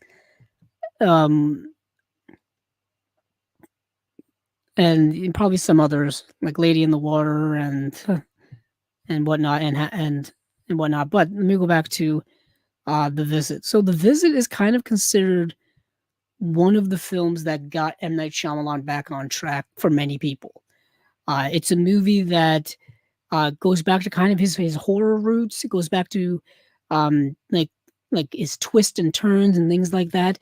These young kids go to stay with their kind of estranged grandparents, and something's odd about these people. Something's really odd about them, not quite right. And certain revelations come to light in that regard. I won't say anything else. But it's a 2-disc edition. One's a 4K UHD disc. One is a Blu-ray. It's got a brand new HD master, but this is a relatively new movie. Came out in 2015. I don't know how much more you can do with the master there. I think that for the HDR and stuff like that when it comes to the 4K UHD disc and whatnot. But you're getting, I'm pretty sure you're getting all the extras that have been on the previous Blu-ray release. So that's the visit directed by M. Night Shyamalan. I just wanted to see, yeah, there was that film, and then of course he did the movie right after that, Split, which really got him back into people's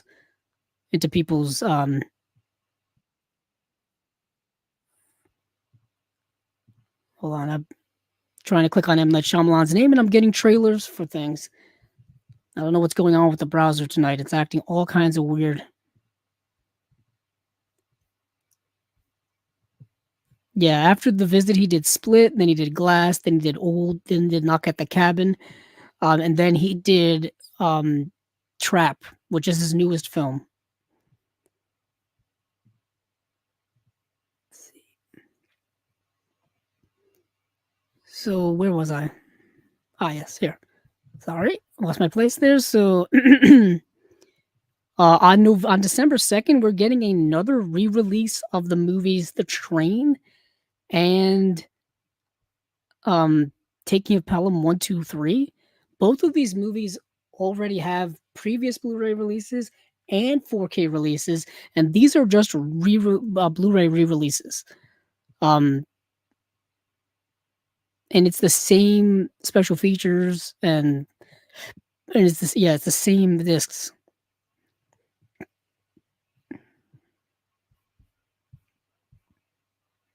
Yeah, it's the same. Yeah, it's the same features.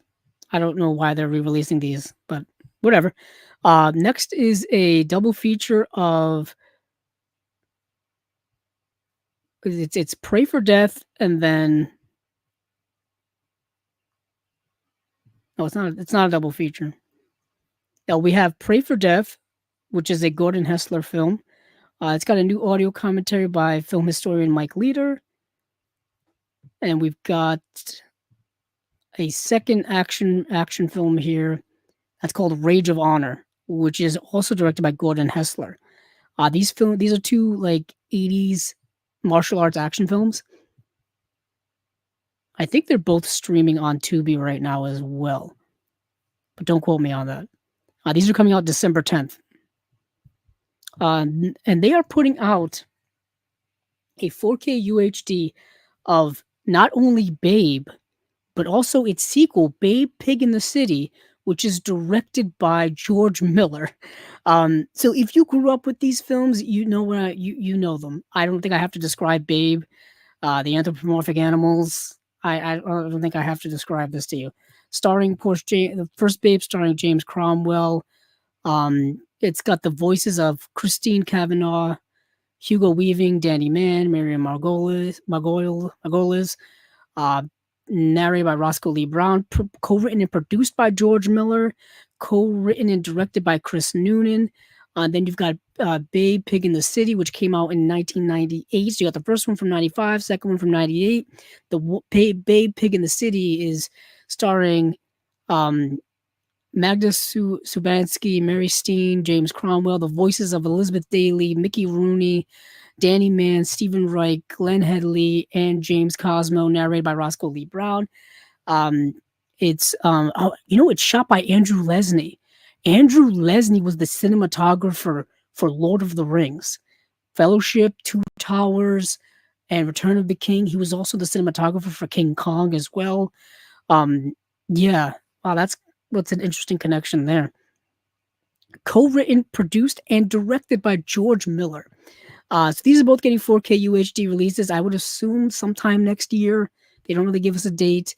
But what they do give us a date on here is that Brian De Palma's Snake Eyes, the 4K UHD that we've talked about before, December 17th, 2-disc edition. It's got a new audio commentary by film historian Steve Mitchell and Nathaniel Thompson.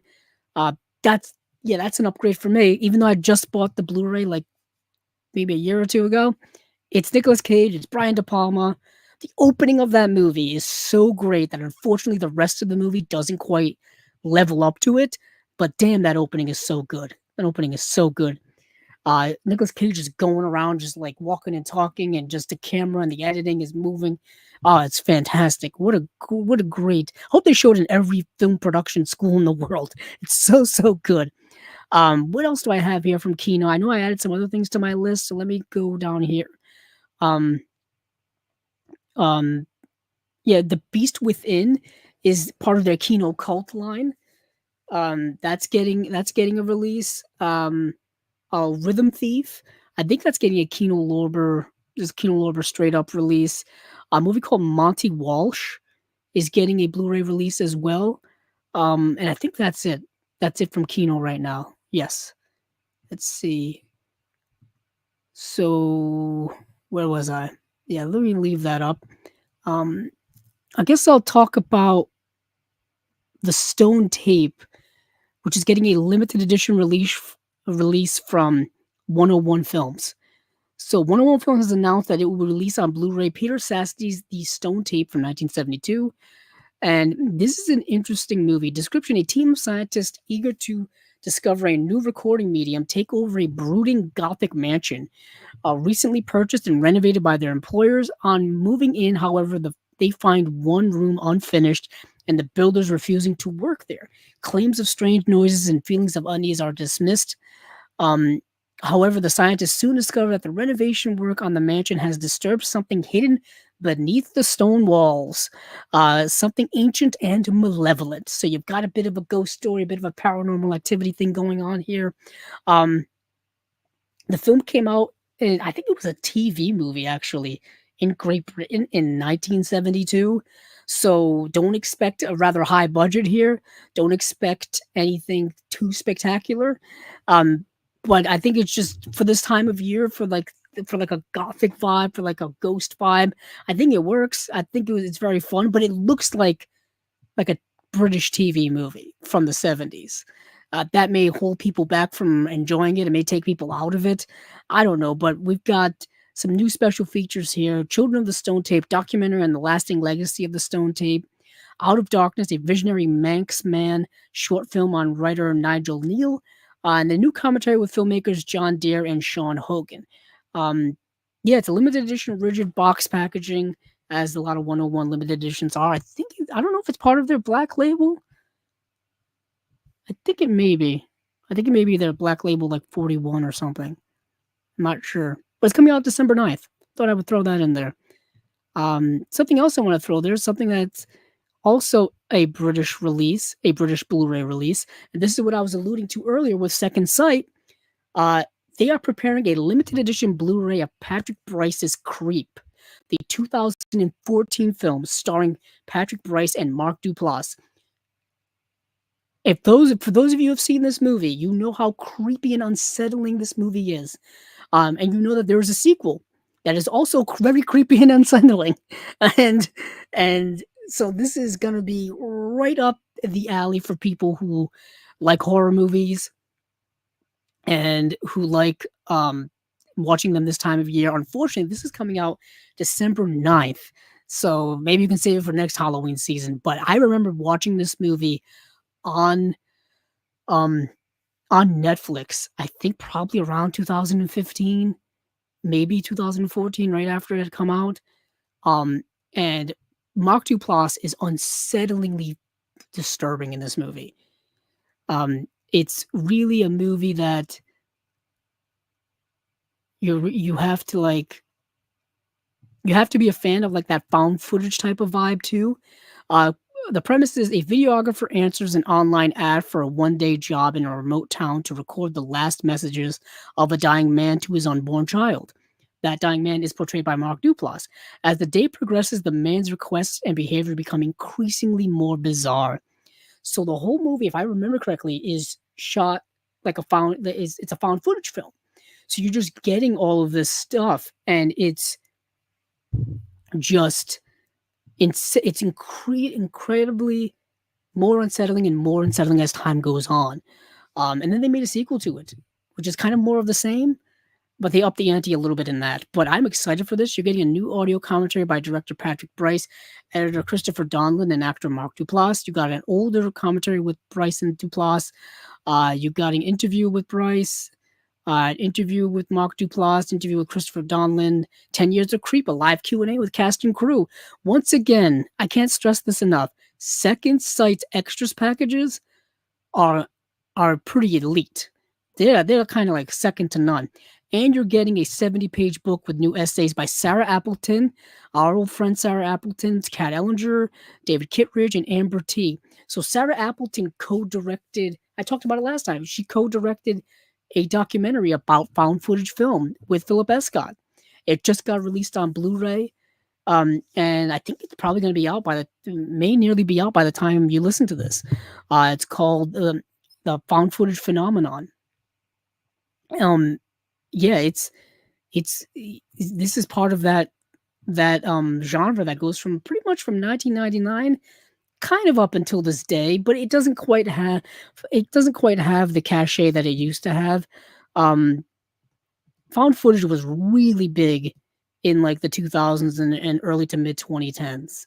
That was when it was at its height, at its peak of kind of like zeitgeist type of stuff. Yes, the documentary is the Found Footage Phenomenon from 2021. Good stuff. Good stuff. If you're interested in found footage, we want to give that a watch. But yeah, this is Creep. Second Sight, doing good stuff again. And I think now we've come to it at last. Now we got two, actually. We got two more. We haven't come to it at last. We've come second to it at last. We will be heading out here soon. What are we doing for time? Okay. So, actually, it is here, but I gotta check something else.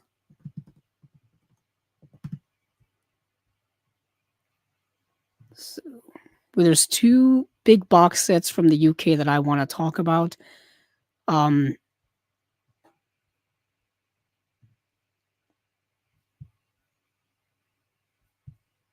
one is one's actually a re-release.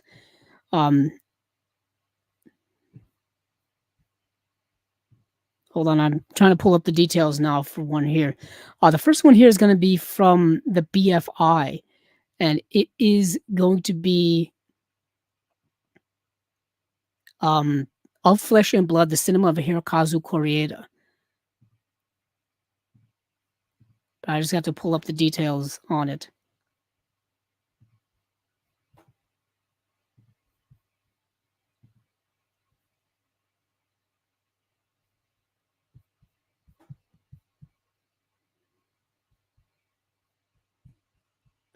Let me check.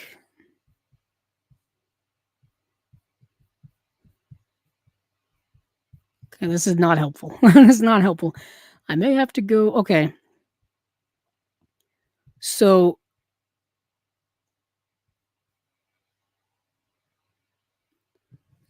this initially came out in 2019 in a limited edition form. And I believe now it's been released in a standard edition 5 years later. It's called Of the Flesh and Blood, the Cinema of Hirokazu Koreeda, and it's got 4 of his films. It's got Mabarosi, Afterlife, Nobody Knows, and Still Walking. Now, Afterlife and Still Walking have Blu-ray releases here in the US from Criterion. I know because I have Afterlife, and I'm gonna go grab it. Just give me a moment here.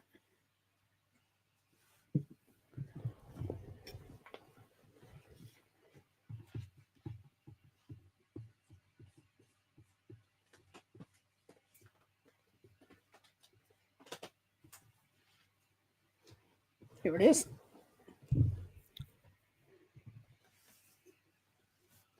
Okay, here is Afterlife. This is the Blu-ray from Criterion.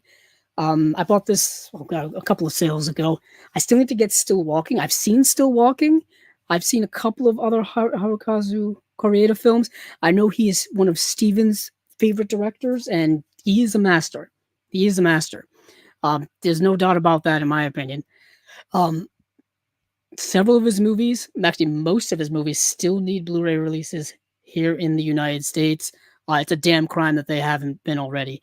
But this is the Of the Flesh and Blood are this is a BFI Blu-ray release, so this is a Region B release.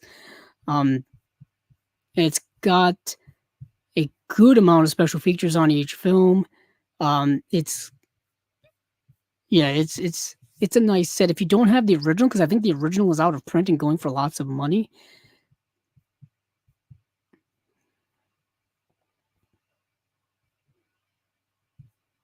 And apparently, this silent edition, this standard edition has been in the works for 2 years. Let me go to let me get some information here. So Mabarosi, a young woman's husband, apparently commits suicide without warning or reason, leaving behind his wife and infant. That's unfortunate. That's very harsh. And then Afterlife, which I just showed you.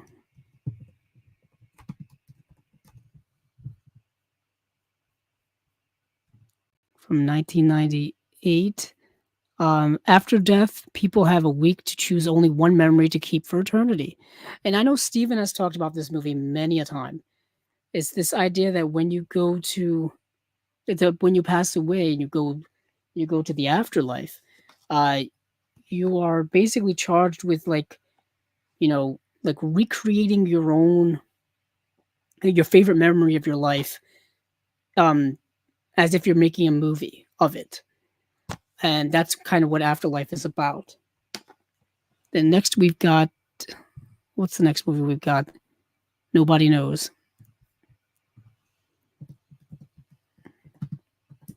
Nobody Knows.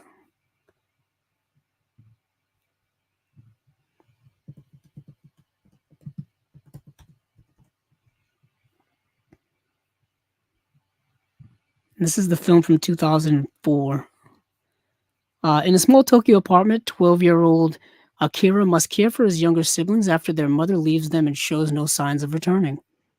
That's all these movies sound like I need to watch all of these now. I need to watch all of these films now. And then Still Walking, which I have seen.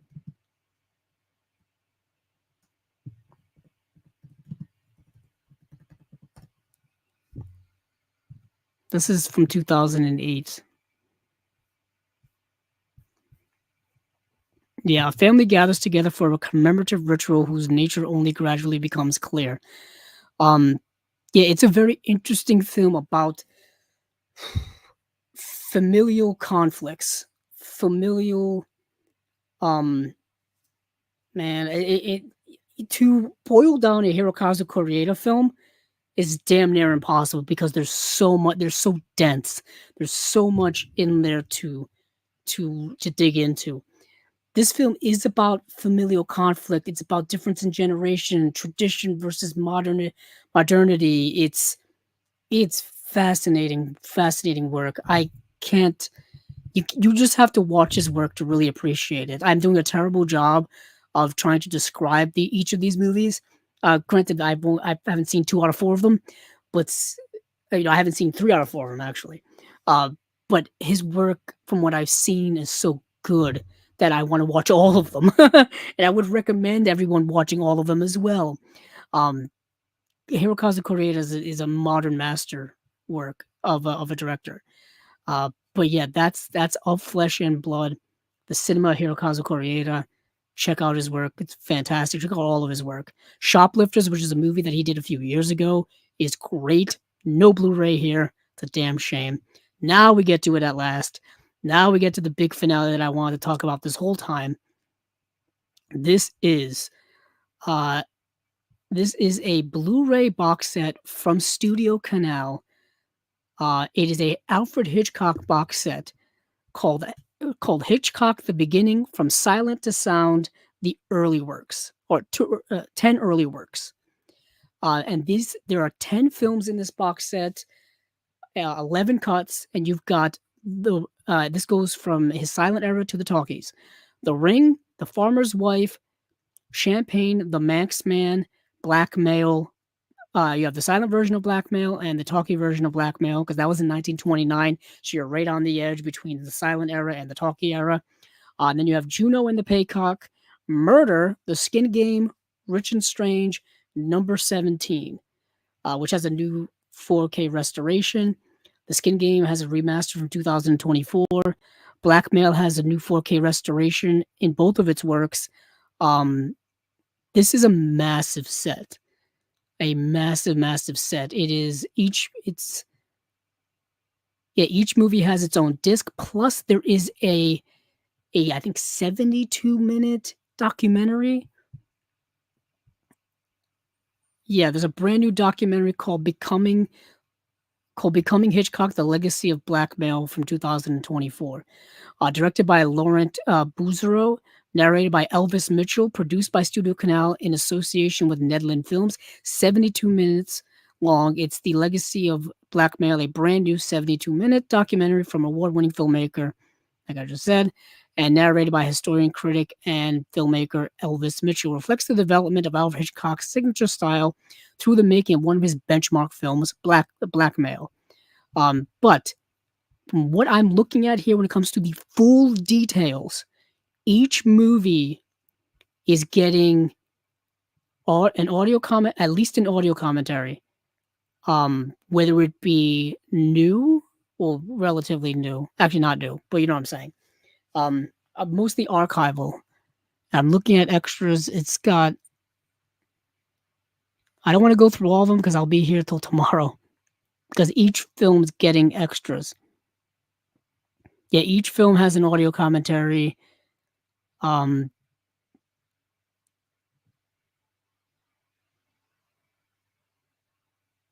I'm just reading through this in my head because there's each of them have like paragraphs of like stuff that's in them. Now, you may be looking at this list of movies. You may be saying, "Hey, I have some of these in my collection. I have some of these on Blu-ray in my collection." You would not be wrong in that assessment, because some of these have been released on Blu-ray already, specifically by Kino. Kino has released their own British Hitchcock box set. They've released, let me see, I think it's called Hitchcock: The British Years, actually.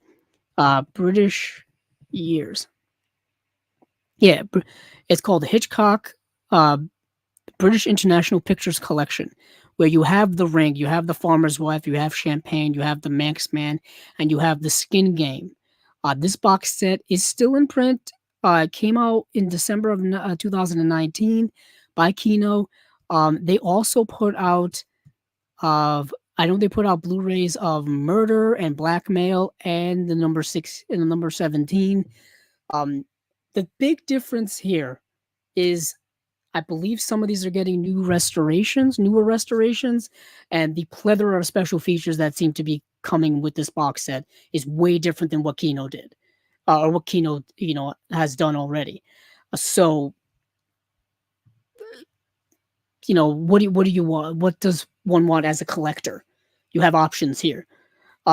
Also, not to be outdone or out-talked. Out-talked. I don't know what I'm saying. I'm rambling now. Imprint teased that they are coming out with their own Alfred Hitchcock box set next year in 2025. That's going to be a 9-film box set. So you can wait for that to see what they've got going on there. Or you could get the BFI set, which let me see when the BFI set is actually coming out. Let's see. Let me see when this BFI set's coming out. For me, I'm like, this BFI set's coming out December 16th. So you can get this BFI set, or you can wait to see what Imprint's doing next year. If you have the means and you want to buy everything, then buy everything. I'm not going to stop you. But still, this is a big, big set here. It's got extras on each film, audio commentary on each film, other extras on each film. We got a couple of new restorations here and there. We got a new score here and there on this release. Go on to Blu-ray.com And if you have an account on Blu-ray.com, you can go to the forums and you go onto their page. You go onto the page where it has Hitchcock the beginning. You go to the forum, you click on their forum, and the first thing that's there is a list of all the details of what's in the set. And it is very extensive. It's an 11 disc set. The packaging, I'm not so sure about the packaging. I'm not really liking what I'm seeing.